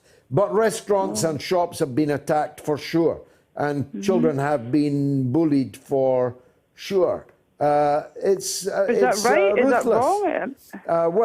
I mean, what kind of person would think it was right? Exactly. But when you're cancelling Dostoevsky, and that's at the top of the intellectual cultural tree, what do you expect to happen down on the streets of New York, where Russian restaurants have been torched, and in Germany, where people are having that dreaded word, the Raus, R-A-U-S, scrawled on their doors, as happened, of course, in the 1930s to Jewish people.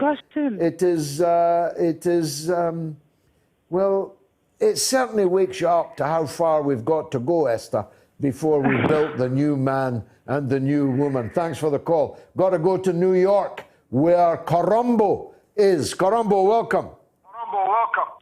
Yeah, good afternoon, George, because to us here it's afternoon now. Yes, good afternoon, sir. How are you? Good afternoon, sir. Yeah, I want to talk about a few things. Zelensky's human rights violations, which the West cannot see. You know, it's pity to see a whole president banning civilians from fleeing the war or the Russia military peacekeepers operation in his country. That's tantamount to just sentencing them to death. You know, you can't do that. Even the most heinous leaders, the West, branded as terrorists, they never did that to say, oh, because the West is invading, so they will stop their own citizens from leaving their country, from saving their own lives. In fact, some of them have been shot. Yes, and now when they attack, when they take up arms, they go in their apartments or they go to the street. When they shoot them, they take the gun out. Then they say, oh, civilians have been killed. If you follow in the Western media, you never heard of Ukrainian armed men or rebels or Nazis being killed. Always civilians they portray. Just the same way they were doing Syria attack. Always civilians they portray, they kill. They never claim they kill rebels or they kill this. So that's one. Well, that is one of the dangers of turning over weapons to people. First of all, they can't necessarily use them properly. Secondly, they might fall into the hands of gangs and criminals who murder each other and other people with. But I have no doubt that there are civilian casualties in this war. There are civilian casualties in every war. There are no precision weapons in any war, and we have seen vast numbers of civilian casualties in Afghanistan from drone attacks by the United States, even after the war had finished. So it's inconceivable that there are no civilian casualties in Ukraine. Russia has invaded. It's not a special military operation, as it was called at the beginning. It is an invasion. But it is an invasion, as Kevork just told us, that was provoked, that was intended by those who provoked it. And it may be that it was to forestall a massacre of the people in the Donbass. One of the stories that I've read is that this Russian invasion began one day before the Ukrainian armed forces were about to make a mass attack on the civilian population of the Donbass. So no one should, sanitize this war.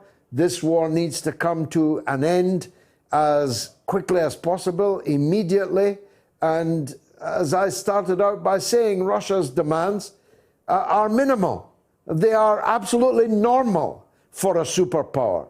They're exactly what the United States would demand of Mexico or Canada, that it must be at least neutral, if not actually in their camp, that it must not have foreign weapons, on its soil, that it must not allow a foreign-led military alliance to change its regime and come to power with a new regime. Do you see where I'm going, Carombo? Thanks for that. Let's go to Malcolm in Edinburgh. Go ahead, Malcolm. Yeah, hi, George. I saw an article today, and it had a headline that the equivalent of Russia invading Ukraine was a bit like the equivalent of England invading Wales. Now, I didn't go into that article and look into it. I just saw the headline. And I wouldn't if I were you. It's too obscene for comparison, I think. Anyway, go on. Well, no, I think the premise of the article would be that England would, however strong Wales is, emotionally, they would probably fall fairly quickly.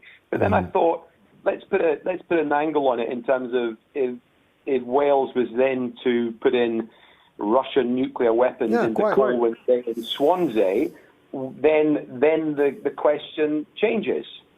Indeed, but a better example might be this. Because Wales is a part of Britain, so is Scotland, unless they became independent states, of course, when they would potentially be an existential military danger to the rest of this island. But let's say, it's exceedingly unlikely, but let's say Sinn Féin in 2023 was the same as Sinn Féin 20 years ago, came to power in Ireland and invited Russia to bring nuclear weapons pointed at Britain. Do you think anybody would put up with that, Malcolm? No, I don't think they would. And I think you could pose the same question to the Americans and use Mexico, the Mexican border as another comparison of what happened in Cuba. What worries me now, George, is that, the media conversation has been closed. You've maybe got, you've got a couple of people, maybe Jimmy Dore and the Duran talking about it, but everything has been shut down. So there is no rational conversation now. All we're seeing is women and children being killed and a disaster. I've been to Russia several times. I've been to Ukraine several times. I've even been to Moldova. There's two underlying things in that region from my eyes. Is number one, is 95% of all those populations are wonderful people. They're genuine, and they're nice people. And they're dictated, they're seen over by dictatorships and evil overlords. But the people in those countries, all of them, are wonderful. Well said. Thanks, Malcolm. Much appreciated. Is the future a neutral, demilitarized, fascist-free Ukraine? You can vote on my Twitter feed, on my YouTube channel, and on my Telegram channel. Follow me, please, on Telegram, t.me/George Galloway. Follow me on Patreon. And if you're watching on my YouTube channel, don't forget to subscribe to it. So the poll is up there. It's going to run for the whole of the show, unusually. But let me take a quick break to wet my whistle. George Galloway and the mother of all talk shows. Join us at the College of Knowledge, where there are no tuition fees.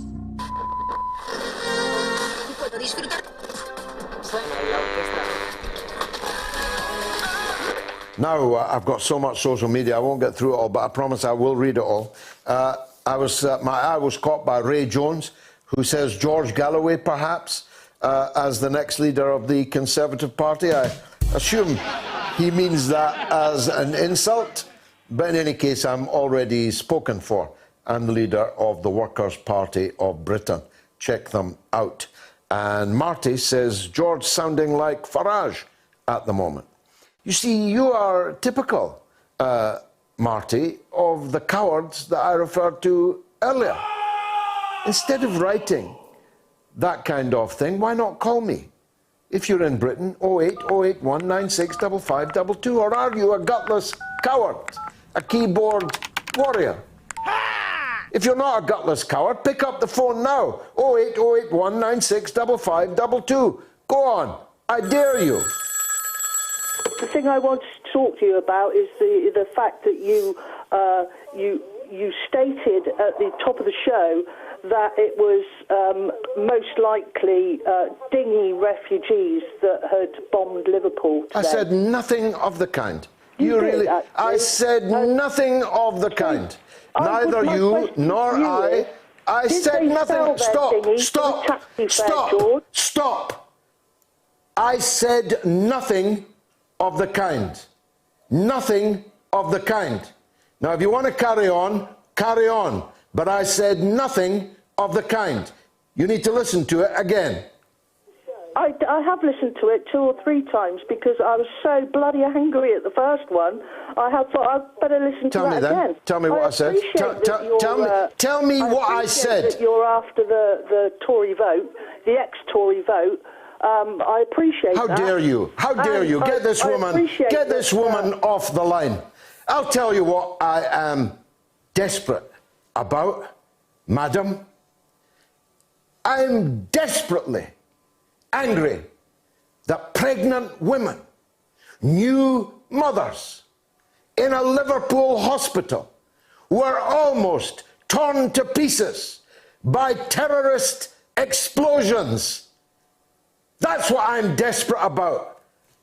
I'm not interested in former Tory vote. Why don't you get this foolish paradigm out of your mind? The mother of all talk shows, with George Galloway. The world is our classroom, and you're welcome to sit in and join the seminar. Unbelievably, I've just heard from a member of my family that their friend, a French girl, was chased down the road as a Russian. She's French, so she's foreign, so she might be Russian. So let's chase a girl down the road. How utterly horrific is that? Social media. All you need is love, says the Monroe Doctrine, means a disarmed Ukraine is the only peaceful way forward. Although Christopher Martin says, freedom for Ukraine, no compromise. Well, if there's no compromise, the war will go on, of course. Christopher, maybe that's what you want. Mohammed Aslam says we wouldn't be in this quagmire if Jeremy Corbyn was at the helm. I suspect he'd have been overthrown in a coup by now. Edward Vasquez says, don't worry, the Ukrainians will sell those weapons to Al-Qaeda. And Aline says, I can't believe that a comedian will lead the whole world to a deathly war. Now, this one's above my mathematical pay grade. It's from George Hanlon. World War I, start date, 28/7/1914. 28 plus 7 plus 19 plus 14 equals 68. World War II, start date of the Second World War, 1st of the 9th, 1939. 1 plus 9 plus 19 plus 39 equals 68. World War III, start date of the Liz Truss comments that provoked the Russian attack on the Ukraine, 24/2/2022. I don't know what the last bit means, but the first bit is actually quite interesting if true. Batch says West is doing serious mistakes by punishing individual Russians.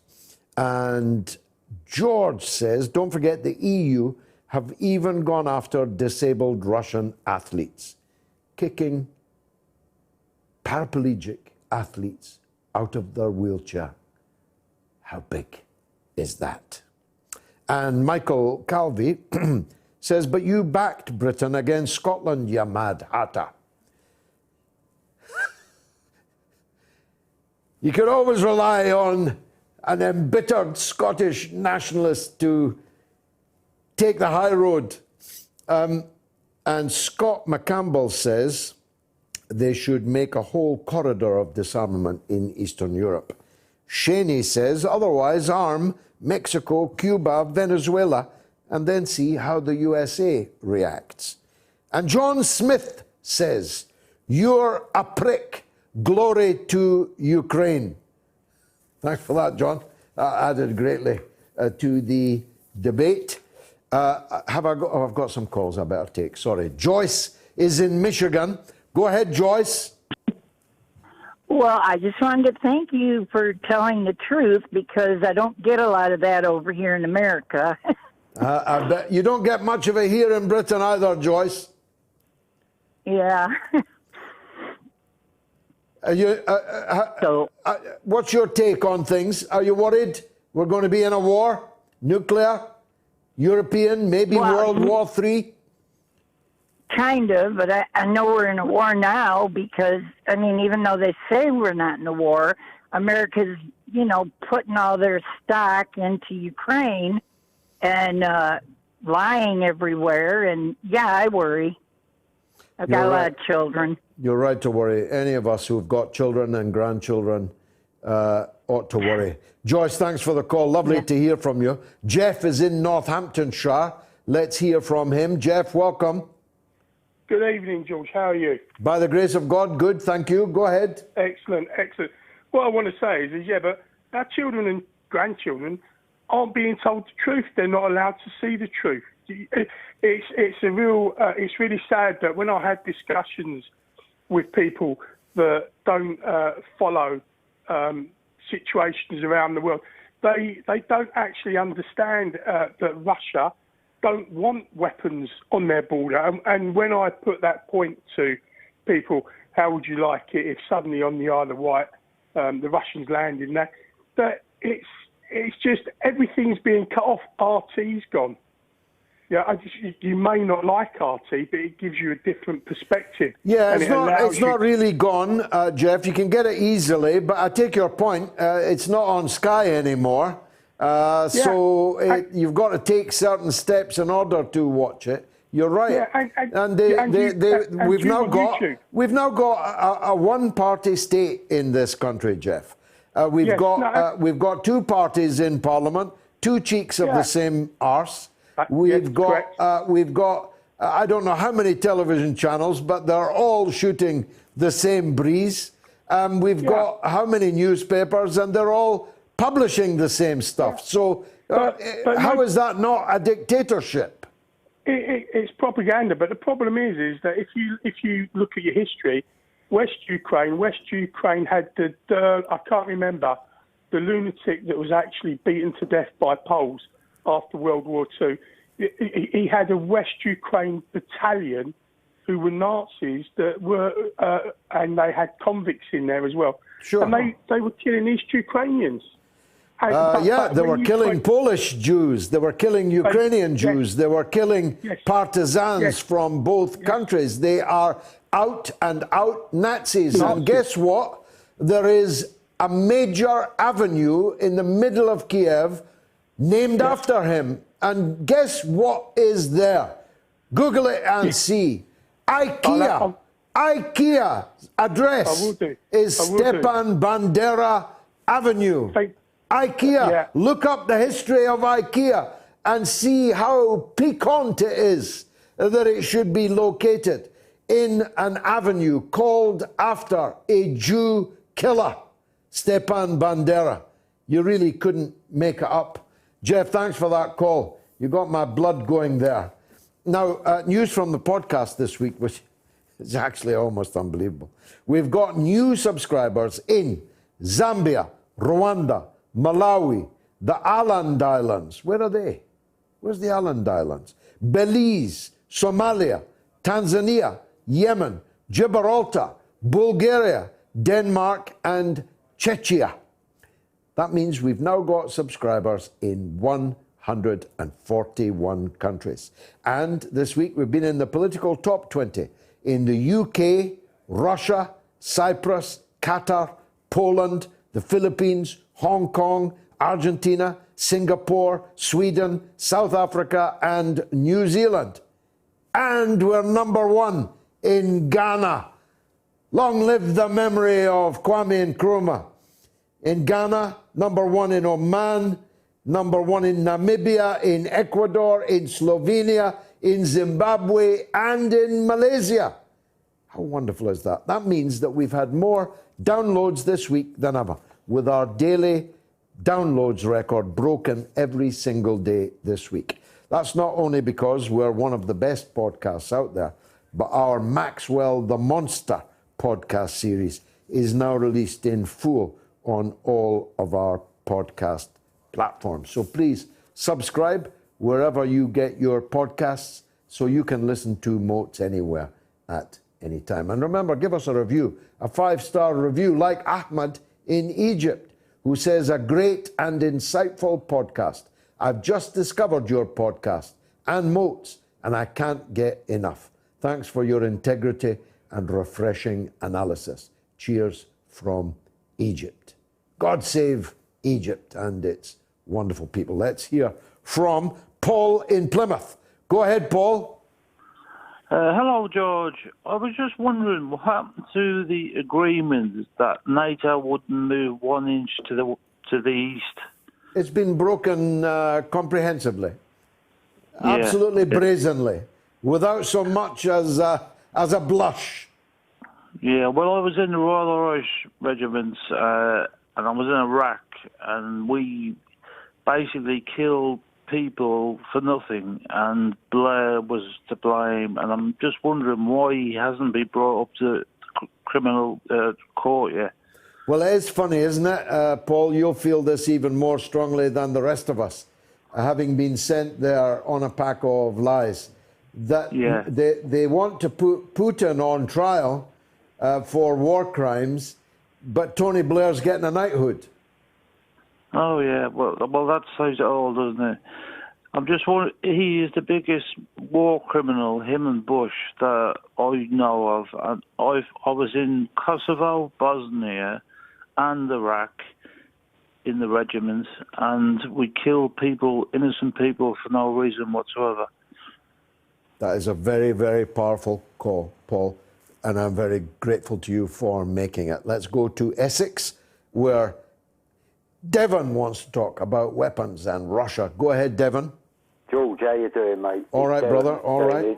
I'm your mate, I'm your friend. Good to hear you, George. Look, I was going to say God bless you, George, for being here on a Wednesday night. Thank you so much. I think people want it. If yeah, I can, absolutely. if I a can, nice surprise. If I can put the money together and get everyone to work, because they're obviously not going to work for nothing, then I'll bring it back next week as well. We'll see. Maybe you can crowdfund, George. Maybe. Yeah, maybe. I've tried that George, before, though. It didn't really work. But anyway, go on. I was going to bring you just up to date with what your monologue was about and stuff like that. Now, Yeah. you know, I'm just Joe Bloggs from Essex in a little seaside town, George. Now, I knew that for the last 8 years, Donbass had been bombed by Kiev forces. Can you hear me, George? Yeah, of course. Oh, yeah. So I knew that was going on, George.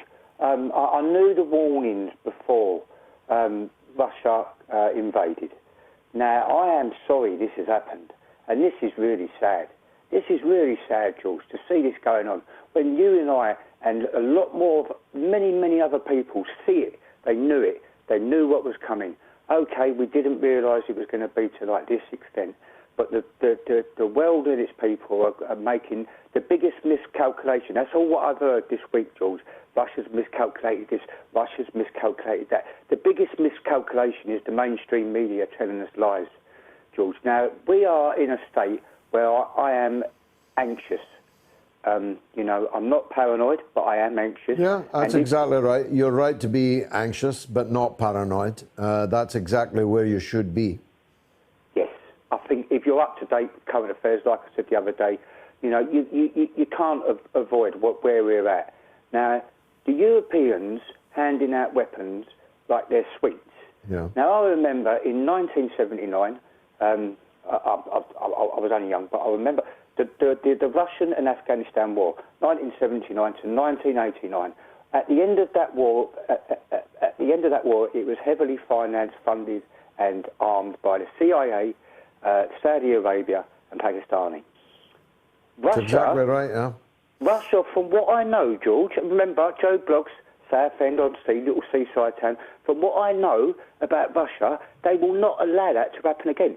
Putin will not allow that to go on again. No, that's now, right. He's not Yeltsin. Devon, he's not Yeltsin. They loved Yeltsin. They hate Putin because Putin is not Yeltsin. He's not going to allow his country to be robbed blind by foreign countries and oligarchs that ship the billions out of Russia, and he's not going to accept Western diktat on foreign policy. That's why they hate him, Devon. It's a shocking state of affairs, George, when you can't have a property anywhere in London if you're Russian, and you just spoke about the girl there who's got chased down the road. I mean, what type of state of affairs are we in now? How did it go from, like, you know, Russia being, like, okay, the bad guy, as they always have been portrayed, Russia aggression, and okay, they've always been like that, but now it's hate, George, for Russia. It is. It's 1984. It's Emmanuel Goldstein. It's 5 minutes of rage and hate, except it's far longer than 5 minutes.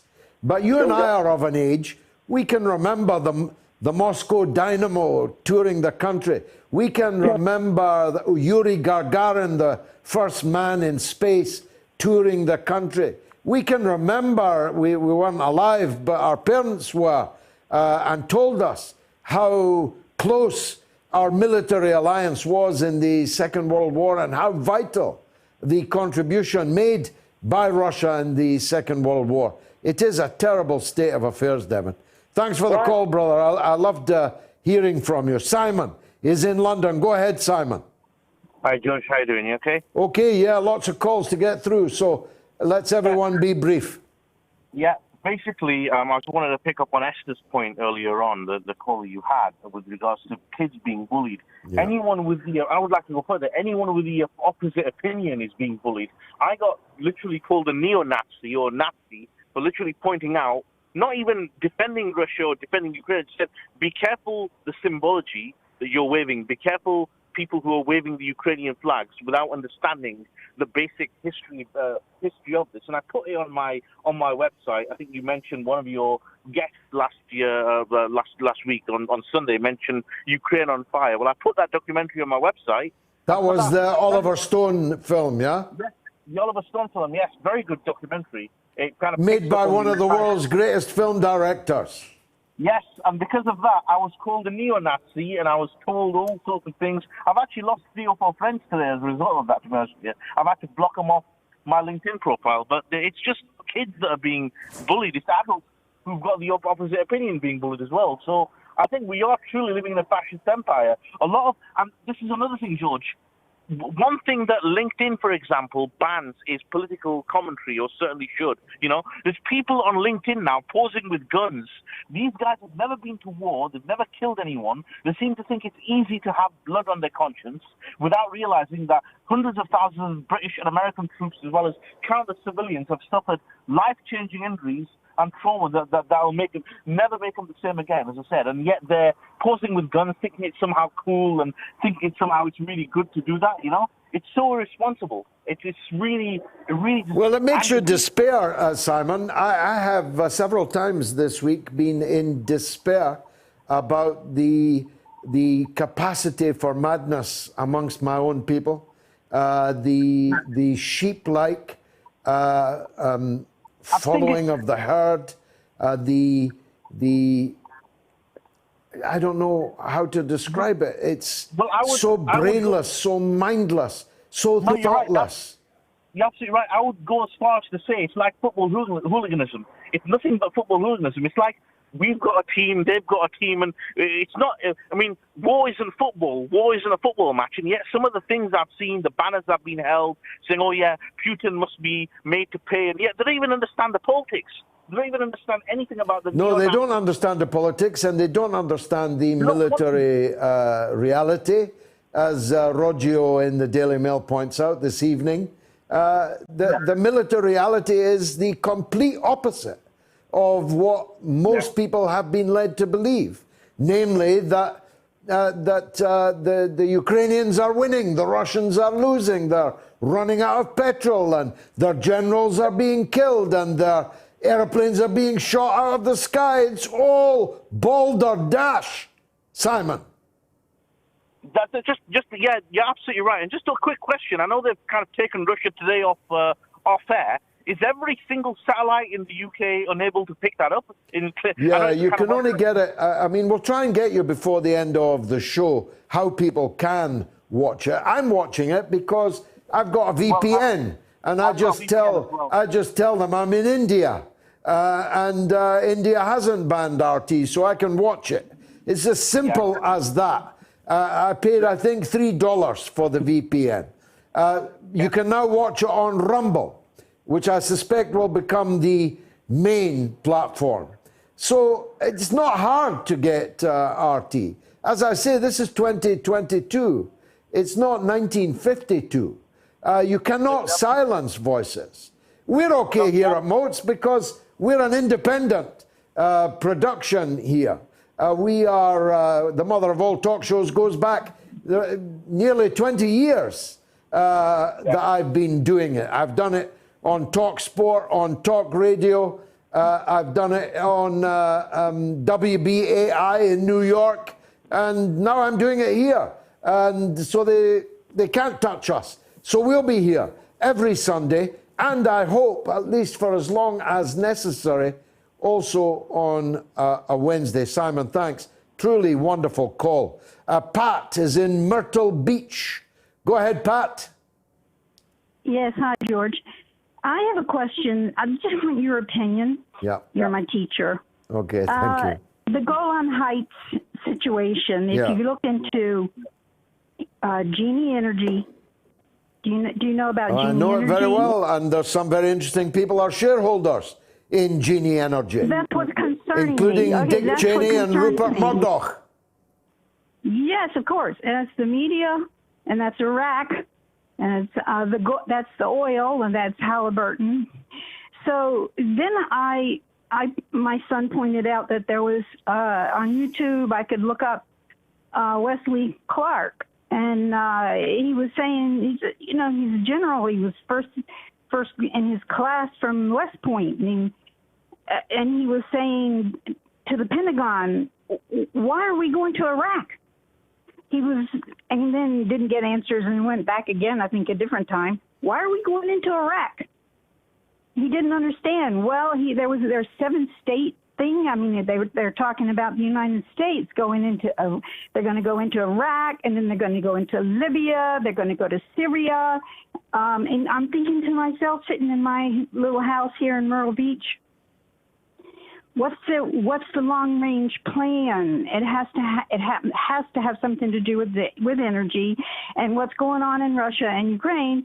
Yeah, I tie it all into energy. Well, and they would love to topple the Russian government and install, as they did install Yeltsin. And when he was lying drunk on the floor, they picked his pocket and they robbed Russia blind.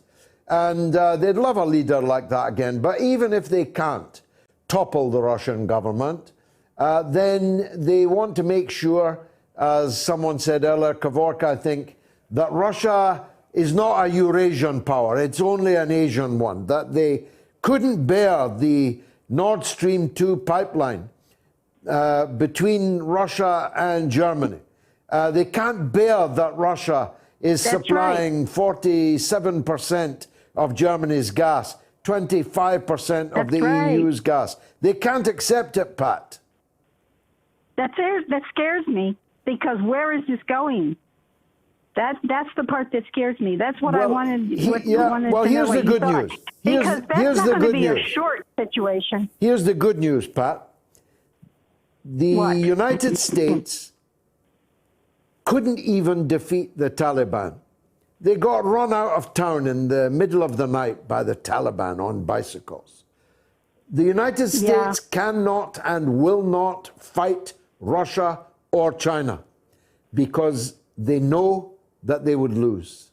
So the good news is that events are marching ineluctably in favor of the multipolar world. And the Europeans should get with the program. Having all your eggs in the basket of Joe Biden is not a good idea. Joe will drop the basket and smash all the eggs. Pat, thanks for the call in Myrtle Beach. Thank you. Now, thank you for the information. Poll, Let me recap. My goodness, it's a record. 5,300 votes are in. Is the future a neutral, demilitarized, fascist-free Ukraine? On Twitter, A, yes, 52, B, no, 48. On YouTube, yes, 84, no, 16. On Telegram, yes, 92, no, 8. How come all the smart people are on YouTube and on Telegram? Maybe they've been banned off Twitter. Let's recap. Yeah, then coming up in the next hour, the one and only Garland Nixon live from Washington, D.C. And of course, as many of your calls as we can squeeze in, which will be many. But give me a break to drink my tea. We'll be back in just a few minutes.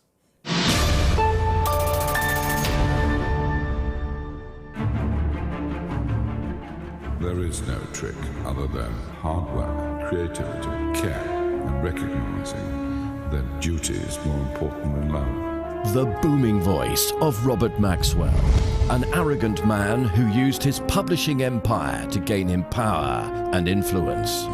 But in this shocking account, never told before in this way, George Galloway recalls his first encounter with Maxwell. It looked like a grizzly bear advancing towards me and punches me with these giant fists, like sides of ham, right in the solar plexus, so hard that I literally bent double.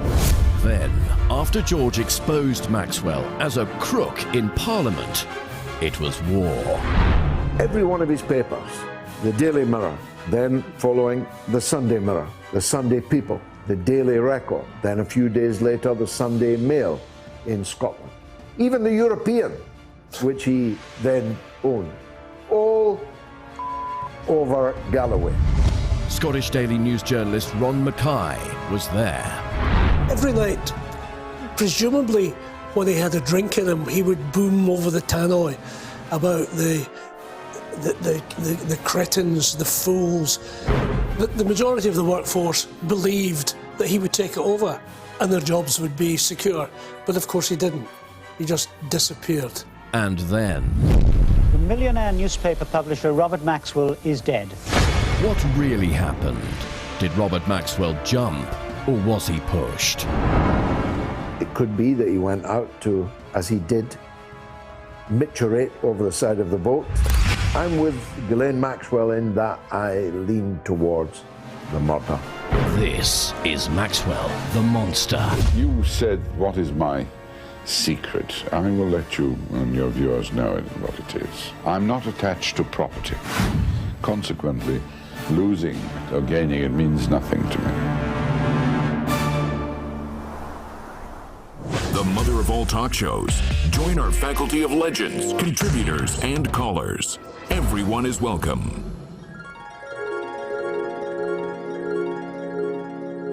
Here? Where am I? Welcome to St. Peter's Gate, my son. Is this one of that Hillary's tricks, that devil? Be still, my son. The Clintons cannot hurt you here. You are safe with me in heaven. Oh, heck. Knew I shouldn't have taken Bob's homemade vaccine. Oh, Lord have mercy. I am not worthy. Before you pass on, you may ask any question you desire. Anything? With my omniscient knowledge, I can tell you anything you wish to know. Well, Lord, you gotta tell me. All-powerful creator of this universe, before you judge me, I've been searching for answers my whole life. Yes, my child. I have to know, who shot JFK? Another one. It was a lone gunman by the name of Lee Harvey Oswald. He was not a government agent, and there was no second shooter on that grassy knoll in Dallas. My God! This goes higher up than we thought! Curious about our curriculum? Have something to say? Then call us now to join the debate on the mother of all talk shows with George Galloway.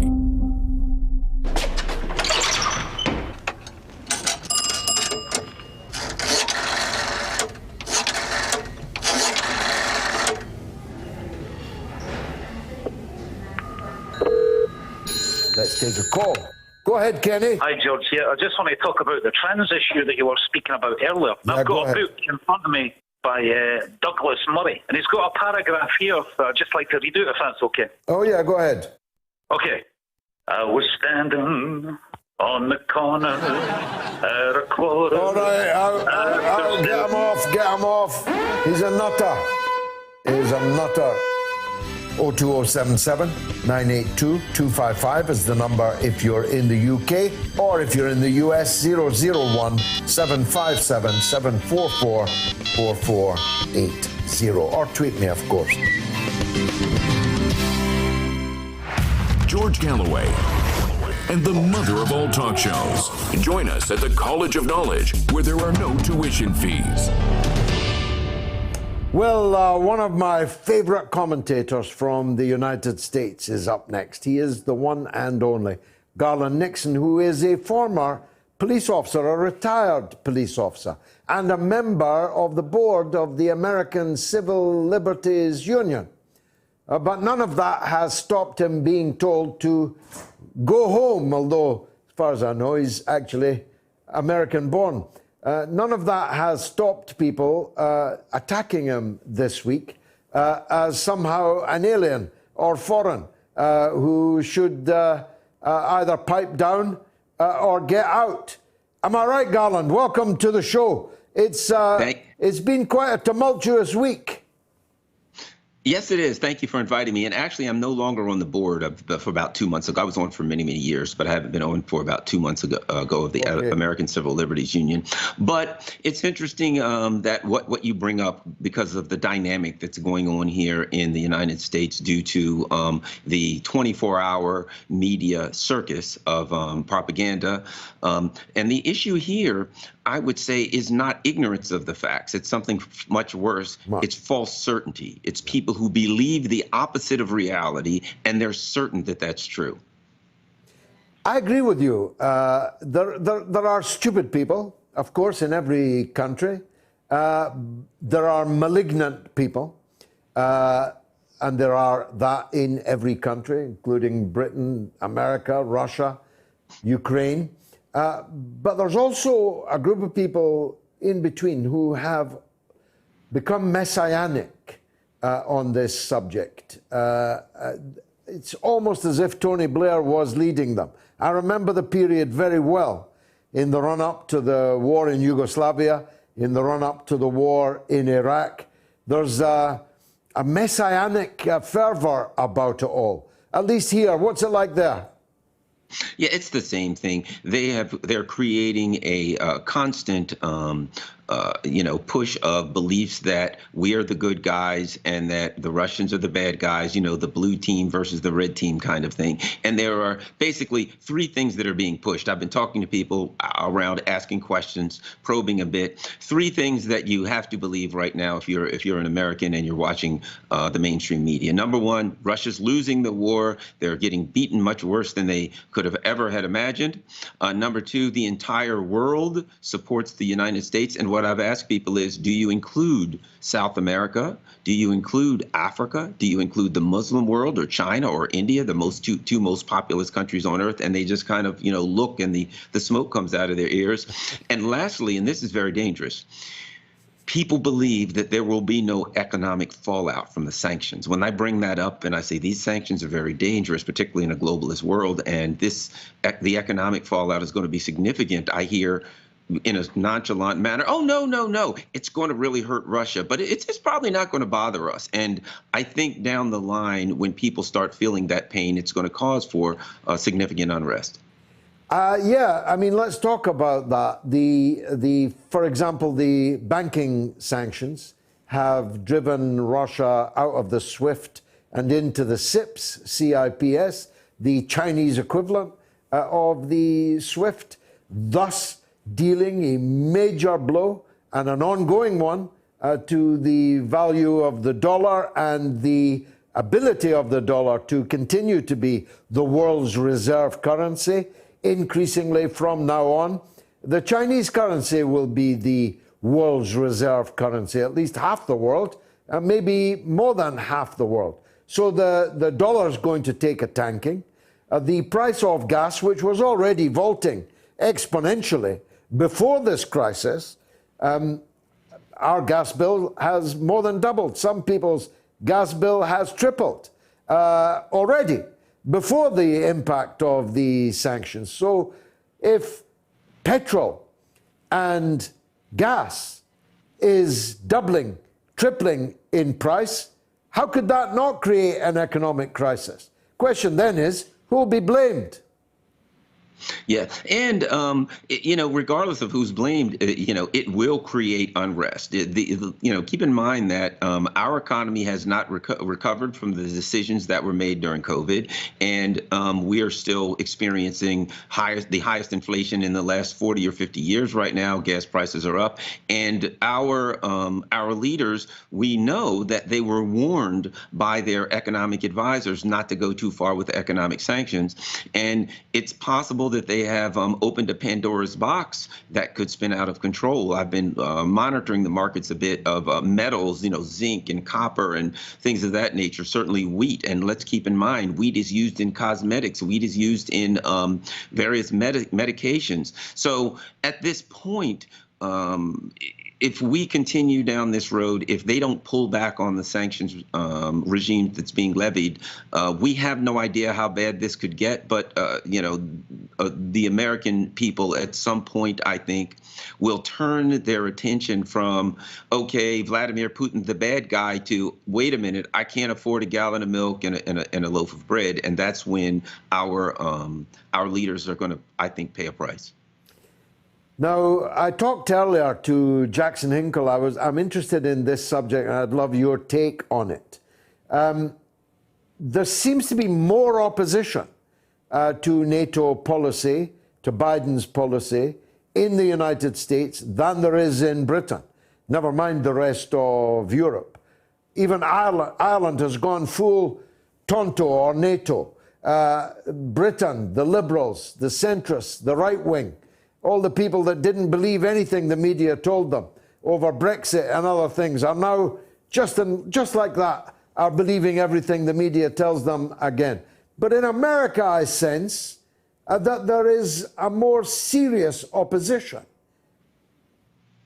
You are correct. What happened, and I think some of this happened during COVID. There were, questions about the measures taken during COVID, about some of the draconian measures and the inconsistency throughout the United States of the measures. And as you know, the U.S., the results were disastrous, and the death count and the case count was phenomenal here. So I think that created a class of people, if that's the right term, that are very that are reticent to accept the mainstream tropes that they get. And I think that has bled over into here. And yes, it is surprising when I go on social media and when I talk to people that it's much more than normal, much more than I would expect. A greater number of people are at least questioning the mainstream narrative that this is just, that Vladimir Putin just woke up one day and decided to invade Ukraine, and that we should not dig into the history. We should not question any of the things that we are being told. And there is a thirst for alternative media here, and I think that is something that our leaders are having a problem with. They're working hard to quell it, to squelch it, to censor it, but there is a powerful thirst here for alternative media. The so-called left are gung-ho, and the so-called right are more skeptical. I saw Candace Owens earlier. I've been listening to Tucker Carlson. There's a kind of a cross-dressing going on, Garland. And a big part of that, I think, was Russiagate. They created the dynamics for that with Russiagate, so that anything involving Russia, when it comes to the Democratic Party, anything involving Russia, people were open to accept that the Russians were pure evil. So whatever they did was going to be motivated by evil. If I can say, the good thing about it is the Democratic Party has been so bad over the last year that there are so many people both to the left of the party and the right of the party, has abandoned them and don't trust them. The mistrust for Joe Biden and the lack of support for Joe Biden, I think, also is one of the reasons why there are so many people questioning the Biden administration's arguments and positions on this particular operation. Finally, and thanks for your time, Garland, on this midweek extra. How will this all affect the midterm elections, in your view? Well, here's what I think is going to happen, because the reality is this. At some point, if history is any indicator, here's an example. It took the United States, when they attacked Iraq, the illegal invasion of Iraq, it took about 3 weeks to get to Baghdad. I suspect that within 3 to 4 weeks, the Russians will have a conclusive advantage in Ukraine. Things will be different, and we will start to see things shake out. But the economic fallout, I think, is going to be what's going to decide how things go in the future, both in Europe and here. And I think that when people start seeing the gas prices, the fuel prices, the lack of availability of some of the things, the products they're accustomed to, and of course, industry cannot run if it doesn't have zinc and nickel and all of these things that we don't think about Even every day, neon, the layoffs, I was amazed that Russia is the biggest exporter of neon. Yes, but in the end, doesn't it always come back to it's the economy, stupid people. There are people who are literally afraid right now, and I see that everywhere. That, oh no, I'm afraid of nuclear war. If that fear goes away, I think, and if the actual fighting comes to some level of conclusion, once that dissipates, it's going to be all about the economy, because they're going to feel the economic effects. And as the summer goes on, I suspect they're going to get worse, and the Democratic Party is going to face a historical wipeout. But not that the Republicans are any better. Imagine Las Vegas without the neon. I said finally, but I can't let you go before asking you this. What did Nancy Pelosi mean when she stood behind Joe Biden rubbing her knuckles together? What's that about?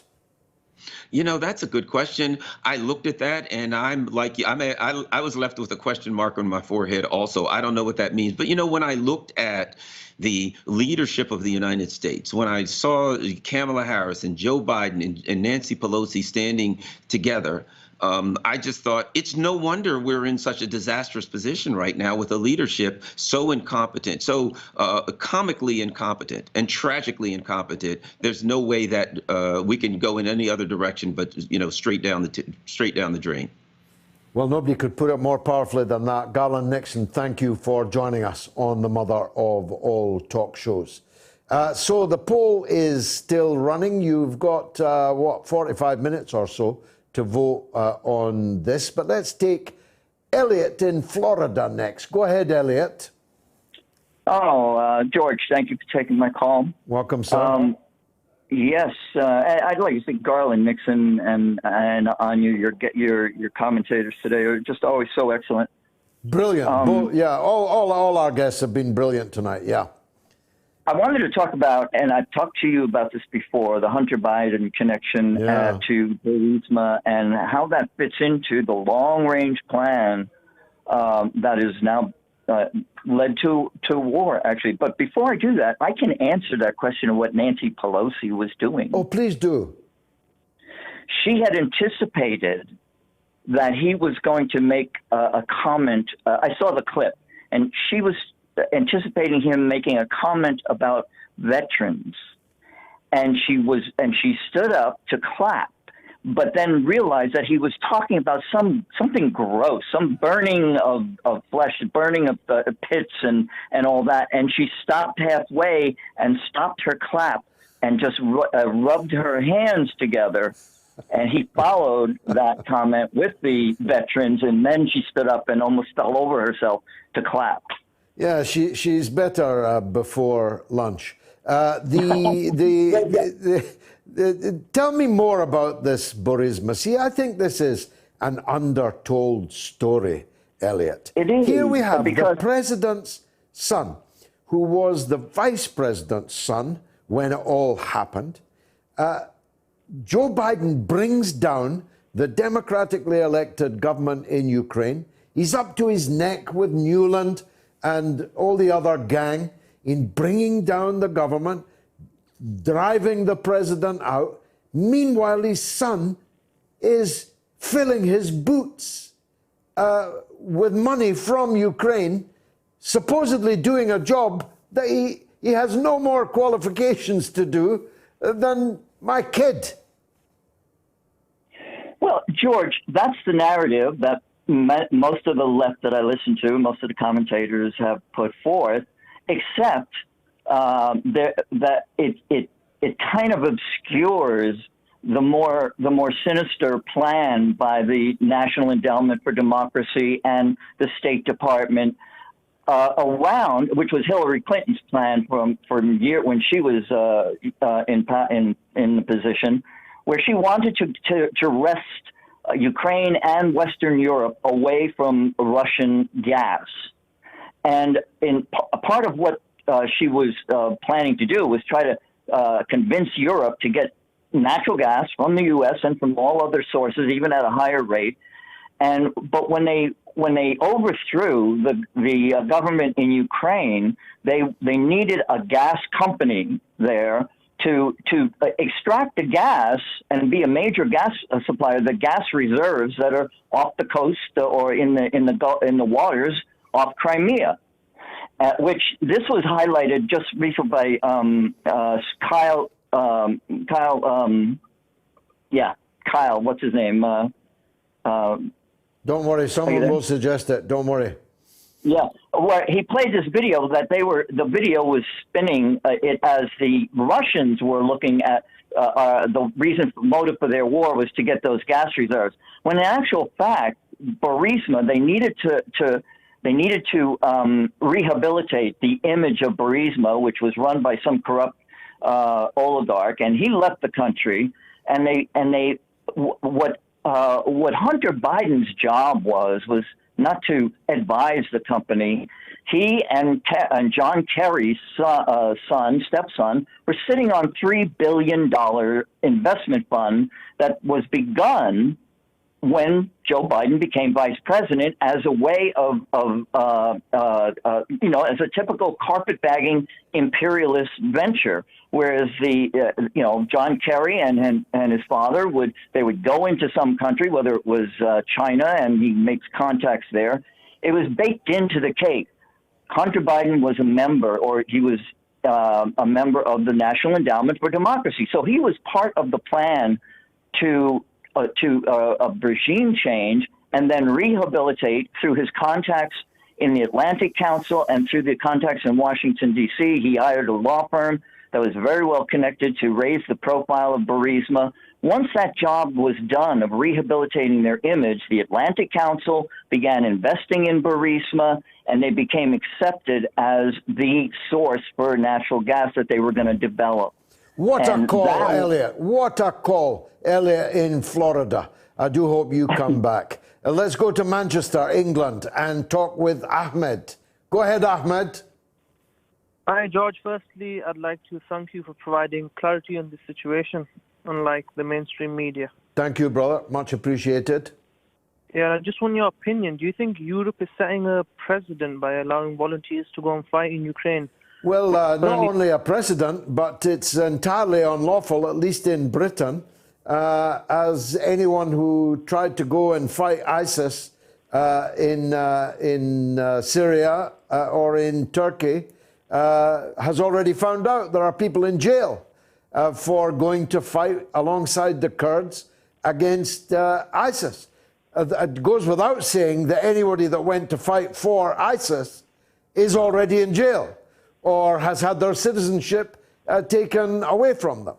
If you or I, God forbid, started fundraising for the Palestinian resistance online, we'd be in Belmarsh. So they've now created a legal morass for themselves. Which volunteers are legal and which are not legal, and what's the legal basis for that dichotomy? You see my point, Ahmed? Yeah, it's funny you mentioned Palestine, because the Israel's been allowing, well, nations have been allowing Israeli citizens to go and join the IDF. From Britain, yeah, and come back. And come back, yeah. But, you know, in a way, that one's easier to understand because there's one rule, one law for Israel and one law for everyone else. But now that it's lawful, and Liz Truss, the Foreign Secretary, believe it or not, said that the government would support. What does that mean? Give them an airline ticket? Give them a backpack? Give them a tin hat? Give them a gun? What does that mean? And then there's the other issue, Ahmed. If one of these volunteers does get there and is in the fighting, they are illegal combatants. They have no protection under the Geneva Convention. They are illegal fighters. And so what if they're killed? What if they're captured? What new international crises are going to be spawned by this? Ahmed, thanks for the call. Much appreciated. Harry is in Yorkshire. Let's hear from Harry. Go ahead, Harry. Hi, George. How are you doing? I'm good, by the grace of God. Thank you. Good to hear from you, George. Thanks. Basically, for past few days, even though I'm very upset for the public civilian in Ukraine, but at the same time, I am very kind of disappointed for the way the media is playing the situation, the way they want to play it, basically. Yeah. In 1988, I'm sure you're aware and you remember, in north of Iraq, which is modern-day Kurdistan. Yeah. I am from there myself. I was born there. I was raised there. And when the Saddam Hussein regime chemical attacked the small city, which called Halabja, yeah. In lesser than half an hour, they killed 8,000 women and children. And we never saw any news of it in the media at the time. Because at well, the as time, a matter of fact, for 3 weeks, the United States government position was that this attack had been carried out by Iran, not by Iraq. Exactly. And the only reason was that the Iraqi government at that time was a friend of the arm dealers in the United States, and Iraq was at war with the Iranian regime, and they were making money out of the situation, so they didn't want to upset the Iraqis for that reason. And now, what's going on in the Western world, they claim that the world is against Russia. And when you look at the world, really, Africans, the Middle East world, the China, the Indian, the Pakistan, the three countries are the nuclear powers. They made it very clear they're not going to ruin their relationship for the Western anymore. Not for Joe Biden. There's nothing, anybody that would put their eggs, as I say, Harry, anybody that would put their eggs in Joe Biden's basket is more idiotic than he is. Thanks for the call. So many people trying to get through. Andrew in Newcastle. Go ahead, Andrew. Hi, George. Thanks for having me on again. Welcome.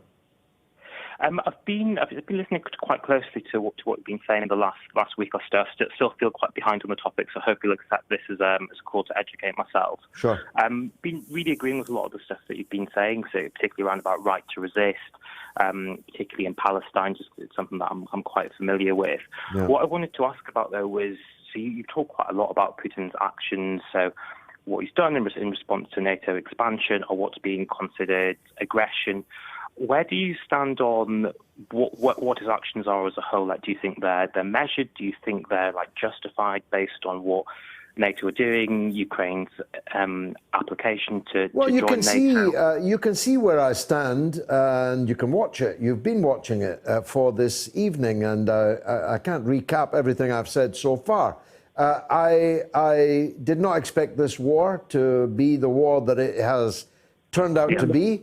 But I believe that the war was forced upon Russia because the constant bombardment of their co-religionists, their compatriots, in some cases their actual citizens, joint citizens of Ukraine and Russia, could not possibly be allowed to go on forever. 14,000 dead in 8 years at the hands of the Ukrainian regime, and in particular their advance guard, the fascist militias, could not possibly be allowed to continue. And then the absolute contempt with which Russia's security concerns about NATO encroachment on their borders provoked this conflict. The war didn't start a week ago. It started in 2014 with the overthrow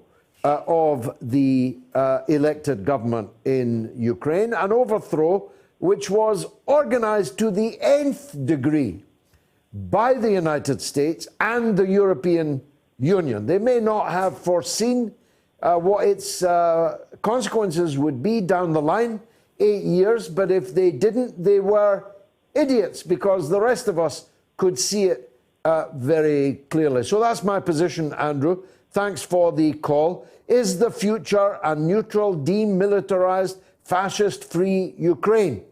We've now got 6,200 votes, easily easily a record. It's yes 52, no 48 on Twitter, yes 82, no 17 on YouTube, and yes 92 on Telegram, no 8%. You can still keep voting right up to the end of the show. Let me take a break. Can I have a break? Thank you very much. I'll be right back. The mother of all talk shows. The only education you can get for free. I can't believe I'm reading this. We've got new subscribers in Martinique, Fiji, Cambodia, Mauritius, and Georgia. That's not Georgia, USA, but Georgia in the Caucasus. And that means we now have subscribers in 130 countries. And we've been in the political top 10 in Russia, South Africa, Singapore, and the Philippines. And this actually is because our Maxwell the Monster podcast was released on all of our podcast platforms. So please subscribe wherever you get your podcast. You can listen to Moats anytime, anywhere. And leave us, by the way, a 5-star review if you would. Here's one. I listen in from Saudi Arabia and play your podcast on the commute to and from daycare. Not sure what my 2-year-old gets out of it, but I certainly enjoy your perspective and the diversity of guests you have on. Thanks, Gigi. Thanks to you and to your 2-year-old.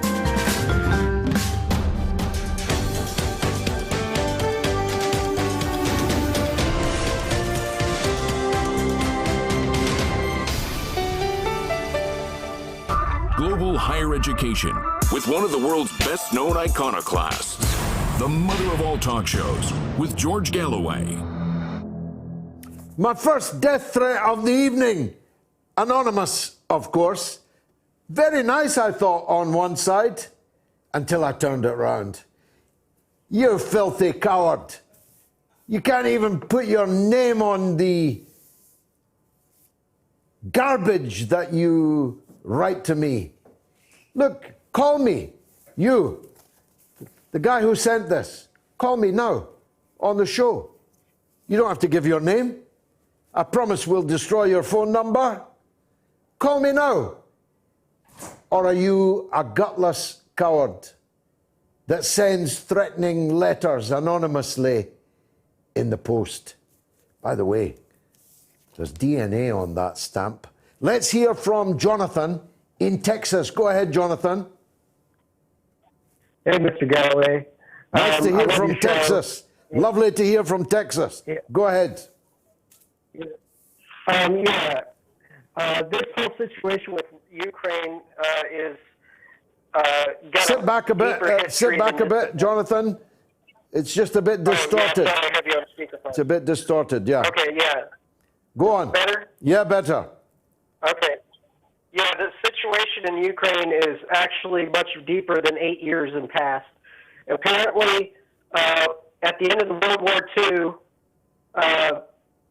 the United States military incorporated the Nazis' lead spy by the name of Richard Gellin. Okay, go on. Yeah. Go on. Anyway, he was in charge of the Eastern European CIA agency in Ukraine, and basically his operation has been going on for the past 70 years, and it's well documented by an author named Doug Valentine of the title book,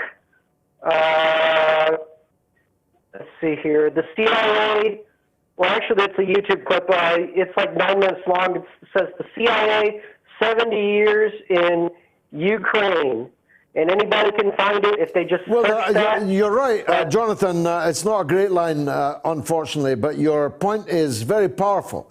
That this, of course, I could have gone very far back indeed. But in the post-Soviet era, this crisis is based on the overthrow of the elected government in Kiev, the putting to the torch of the Ukrainian parliament, the driving out of the country of the elected Ukrainian president, the deputies forced at gunpoint to sign anti-Russian language laws, and then the refusal of the people in eastern Ukraine who had overwhelmingly voted for that government that was overthrown in the coup, saying that we will not accept this and therefore we will form our own statelets. Which they did, and Russia never recognized them. All this time, called them self-proclaimed and so on. Russia, until a week ago, wanted only the implementation of the Minsk agreement. And the absolute failure of the Ukrainian government to implement the Minsk agreement, fully backed in their refusal to do so by the NATO powers, who are using Ukraine as a cat's paw. They don't give a toss about Ukraine. They're munching into their chicken Kievs, as we're now supposed to call them right now. But they never gave a thought before to the people of Ukraine. And later it will be Taiwan chicken that they are eating. This is a transitory phase. The Ukrainians are a useful tool, a cat's paw. Hey, I forgot. They banned Russian cats. Listen, Oleg, you think you've got it tough because Sergei and Alexander have been booted off the television? You're lucky you're not a Russian cat, because you're now banned, if you're a cat, from every cat show in the world. Couldn't make it up. Jonathan, thanks. Peter's in the Wirral. Go ahead, Peter. George. Yes, sir. George. Yeah. Great show, by the way. Thank you. Okay. George, there are two people I listen to for an alternative opinion. It's you, George, and you mightn't like the name of the next one, because it's Nigel Farage. He's taking the same line, I think, as me. Right. Well, hang on. As is, I think, Lawrence Fox, certainly Peter Hitchens. This is not a left-right thing. This is a right and wrong thing. Well, this is what I was going to say. I was going to say, I know you're usually miles apart politically. Totally, yeah, totally. But you have been together on Brexit. Yeah. And you've also been together on the Iraq War. Yeah. And the point of this phone call is, I'm saying he also took, which I heard ages ago, the same line as you about NATO pushing Putin too far. He did, yeah. But what I've noticed lately on GB News, where he has that show, he's not mentioning his views. No, because GB News is war TV. Is what? War TV. GB News is NATO TV. Right. Well, has he been told that he can't give his... I doubt that. I mean, that's possible, of course. I mean, I worked for RT for a long time. They never told me anything. But it might be that GB News have told them. But it's as likely that he's sniffed the wind around him and decided to keep that at a low peep, if you know what I mean. Yeah, I know what you mean, but that's not like him, is it? No, You know, I'm sorry I'm that he thinking- hasn't been more forthright. Peter Hitchens has been, God save and preserve Peter Hitchens, I must say. His output has been phenomenal. But others, Martin Dobney, the Lawrence Fox, other people in their party, and Tucker Carlson and so on. These are people on the right of politics that can see more clearly than some people that claim to be on the left of it, Peter. Last word to you. Well, I'm hoping that the people of Britain start thinking a bit more about it. Here's hoping. Listening to the likes of you and Well, here's those hoping. I'll people. tell you what, Peter, I'm overwhelmed by the audience here tonight. This was organised at very short notice with absolutely no paid advertising at all. The social media was I didn't announce it last Sunday because I didn't know about it last Sunday. So we've assembled a massive audience here tonight, record number of calls, record number of votes on the poll that we are running. And unless this war ends, I'm going to try and do it again next week. It might be Wednesday, it might be Thursday. We'll see. But maybe people are beginning to wake up, Peter. Let's hope so. Rose is in Philadelphia. Always fragrant. Rose, welcome back. Hi, Mr. Galloway. I hope you're well, and everybody at the team of Moats is as well. Always a great show you all put on together. Thank you. Especially during these times when we need the truth. Yep. 100%. Yep. I would like to make a couple of points about the truth and what is the real truth. So many people around me, as everybody else on your show has stated, have either alienated me or cursed me out for, not jumping on the Ukraine solidarity bandwagon that has just taken over hysteria. I go outside in my neighborhood. There are Ukraine flags in the driveway of one of my neighbors. Where did that come from? He has absolutely no idea where Ukraine is on a map. He doesn't care. I know he doesn't. And when it comes to the American public at large, when they look at what they're being told about the Ukraine, about how Putin wants to annex Ukraine as a part of the new Soviet Union and turn it into like a territory that they can rule and dictate, Putin treats the eastern regions with much more kindness and humanity than the United States treats Puerto Rico and Guam. Those impoverished islands that are treated, for U.S. imperialistic reasons, annexed as territories but not states. They have rights but not full rights. They have representation but they can't do anything. Nobody sees the hypocrisy and the double standard in that. Not at all. Yeah, more people do now than ever before, but it's still a minority, Rose. You're right. The majority of our people are being fooled, or they're actually doing the fooling. And of course, that's just the countries that we are. It'll take a long time. As I always say, Rose, it's going to be a long march, but the march has already begun, and the journey began with the first step. I hope so. And I continue, and everybody else on here is continuing to see what the real truth is. And second point I'd like to make very quickly, I'll be brief, is about the Arab media. I follow it because I'd like to stay in touch with the situation in Palestine. I'm very, very also equally disappointed in the stances that they have taken, except for Al Mayadeen and RT Arabic, of course, doing very good objective reporting. Well, they But are other the ones two. such as- They are the two most credible, and RT America is the biggest. RT Arabic, rather, is the biggest. Has the biggest audience in the whole of the Arab world. The rest are the property playthings of satraps. You mustn't expect anything from them. But I can tell you, and I think that I'm deeply embedded in the Arab world. For 40 years, I have been. The opinion in the Arab world is viscerally bristling with anti-NATO, anti-imperialist, anti-double standards feelings from the refugee camps of Gaza all the way to the streets of Baghdad.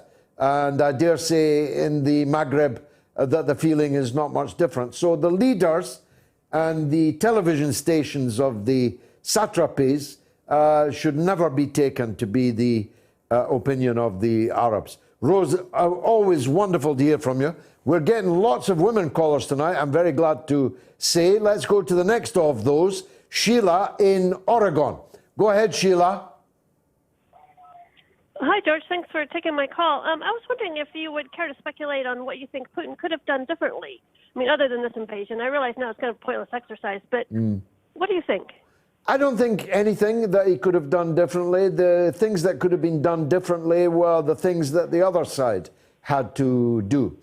If the Minsk But agreement... don't you think he kind of walked into this? I mean, NATO pushed him into this, and he kind of walked in. Didn't he have some sort of leverage, with the fact that he sells well, that will depend on what the final outcome. EU? Will depend on what the final outcome will be.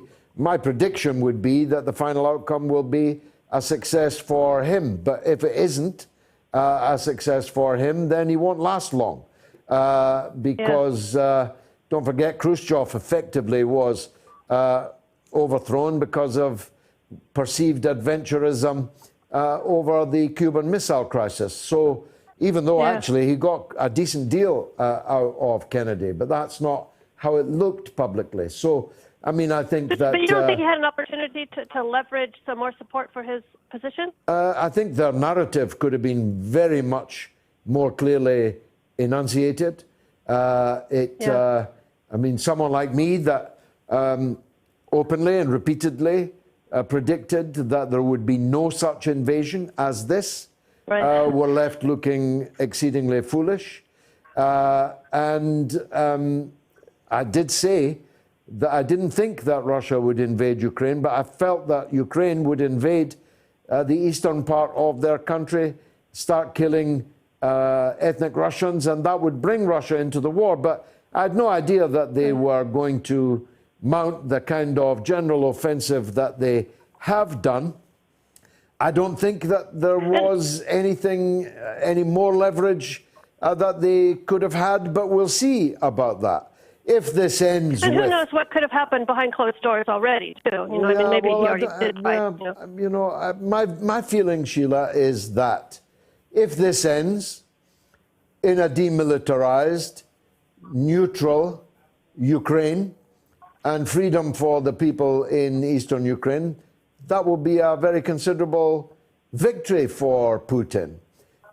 If the economic cost is apparently very high right now, I think it marks a big turning point in the world economy, which in the long term, even medium term, will be very much in the interests of China and Russia, and India, and Pakistan, and Iran, and other rising countries, rising economies, because they'll no longer be able to be dictated to by the king dollar. Yes. Sheila, thanks for the call. How wonderful to have so many women callers.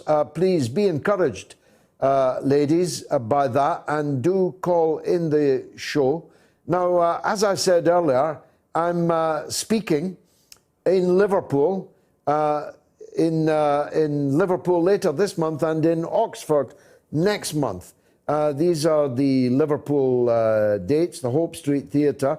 But as I said, that's sold out, unfortunately, so not much point in punting that. You can't get tickets for that. But there certainly are tickets left for the Oxford gig, and there's the Oxford details. Importantly, it's at Oxford Town Hall, where some of my greatest meetings have been in the run-up to the Iraq War in particular. So please, if you're anywhere near Oxford, get your tickets now.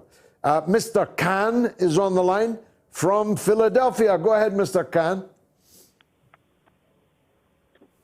Hiya, George. Hi, go ahead, sir. I'm not from Philadelphia, I'm from Yorkshire, but sorry, I forgot to tell him. Oh, well, Mr. Khan in West Yorkshire. Go ahead, sir. Thank you very much. Just about the situation ongoing. Yeah. So, other than what's going on in Europe, like you just said, the Muslim world, they're watching what's going on. Sure.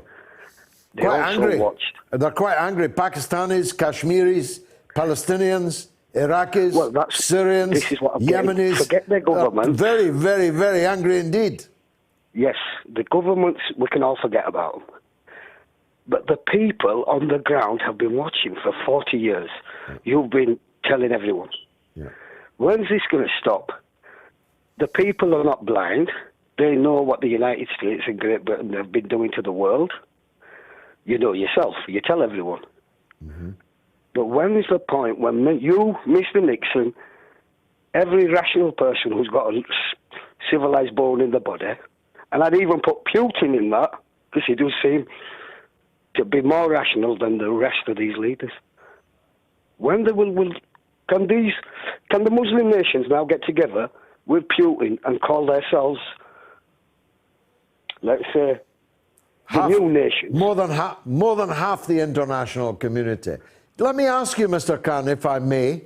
Imran Khan is now getting dog's abuse for looking after his own people by signing a deal to buy wheat that the West is not going to buy, is not prepared to buy, has sanctioned. So Imran Khan, who was meeting Putin in Moscow, he said, I'll buy it.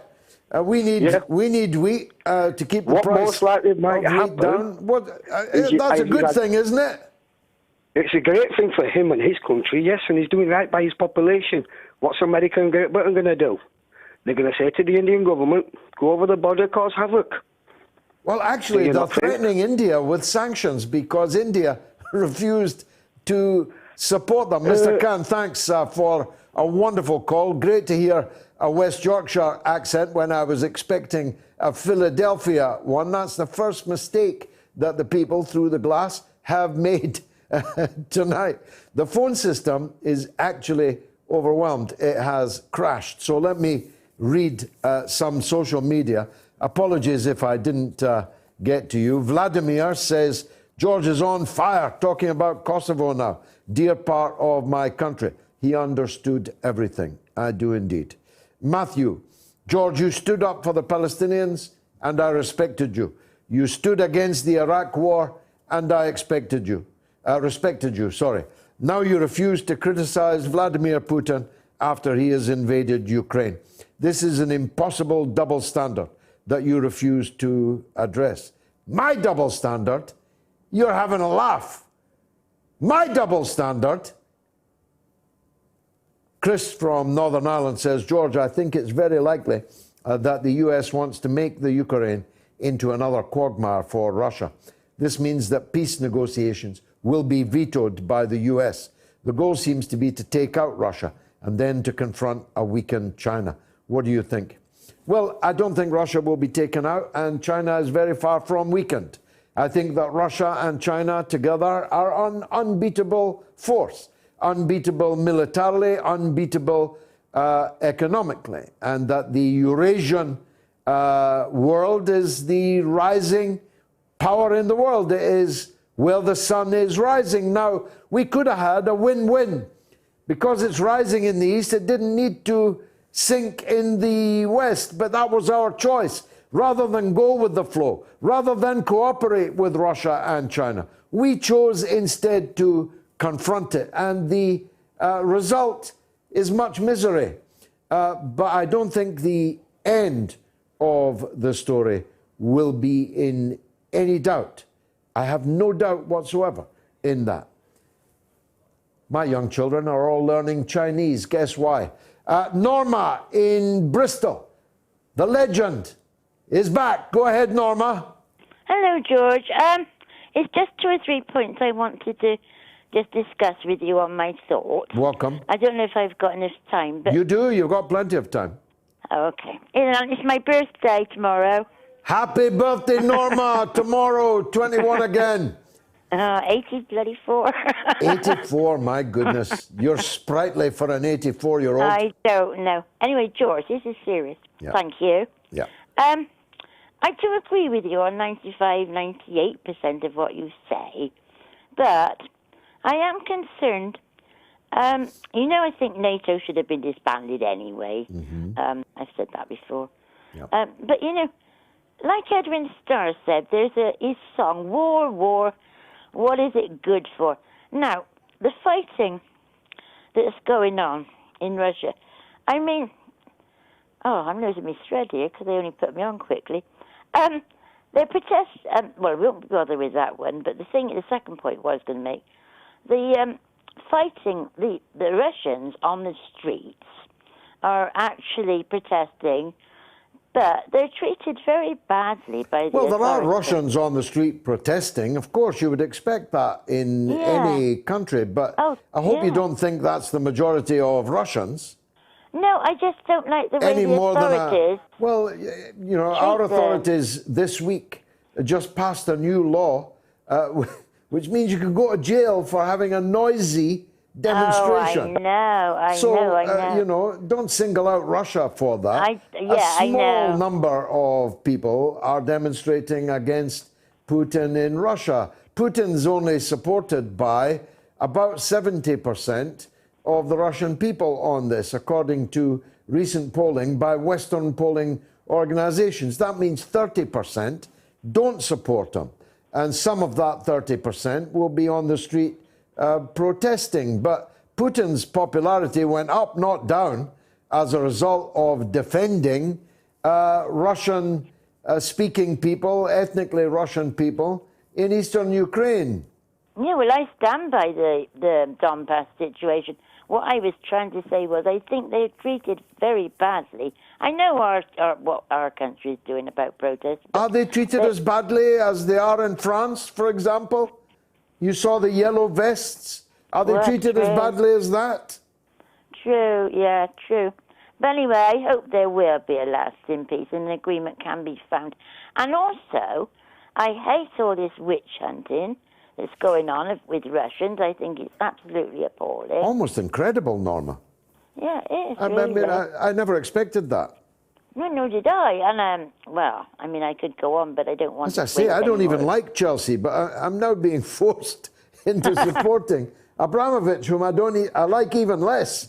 But the witch hunting of Russian things and so on. Yeah, well, it's like 1914.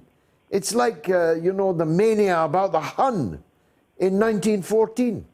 Well, it's like Paul Robeson, wasn't it, years ago? Yeah. And McCarthyism, that was terrible. Now, speaking of Paul Robeson, I've got a song for you. Stay on the line and listen to it. Oh.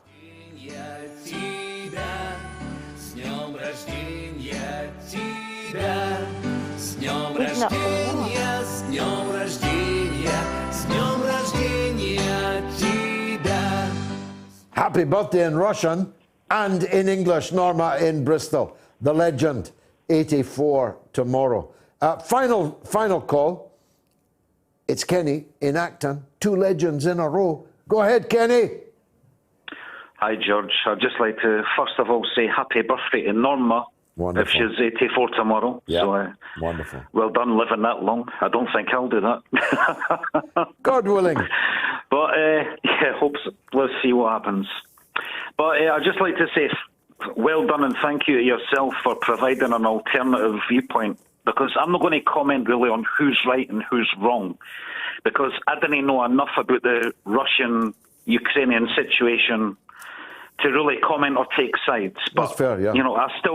I still feel that Vladimir Putin is wrong for killing innocent Ukrainians and invading Ukraine.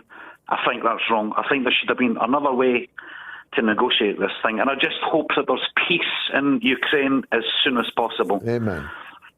And I'd like to sing a song for peace as well. Yeah. Go ahead, please do. Okay. Here we go. Oh, well, I'm tired and so weary, but I must go along till the Lord comes and calls me away. Oh, yes. Oh, well, the morning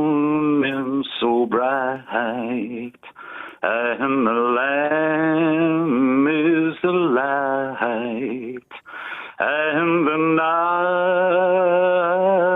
night's black as a sea. Oh, yes. There will be peace in the valley for me someday. There will be peace in the valley for me. Amen, Oh, amen. Lord, I Peace in the pray. valley. Thank you, Kenny in Acton. We've reached the end of the show. 7,100 people voted in our poll. How astounding is that? I've got to take little Oleg home because Sergei and Alexander, his loving parents, have been banished. But much more serious acts are being taken against Russians around the globe. And I stand against them. Let's hope that the talks will succeed.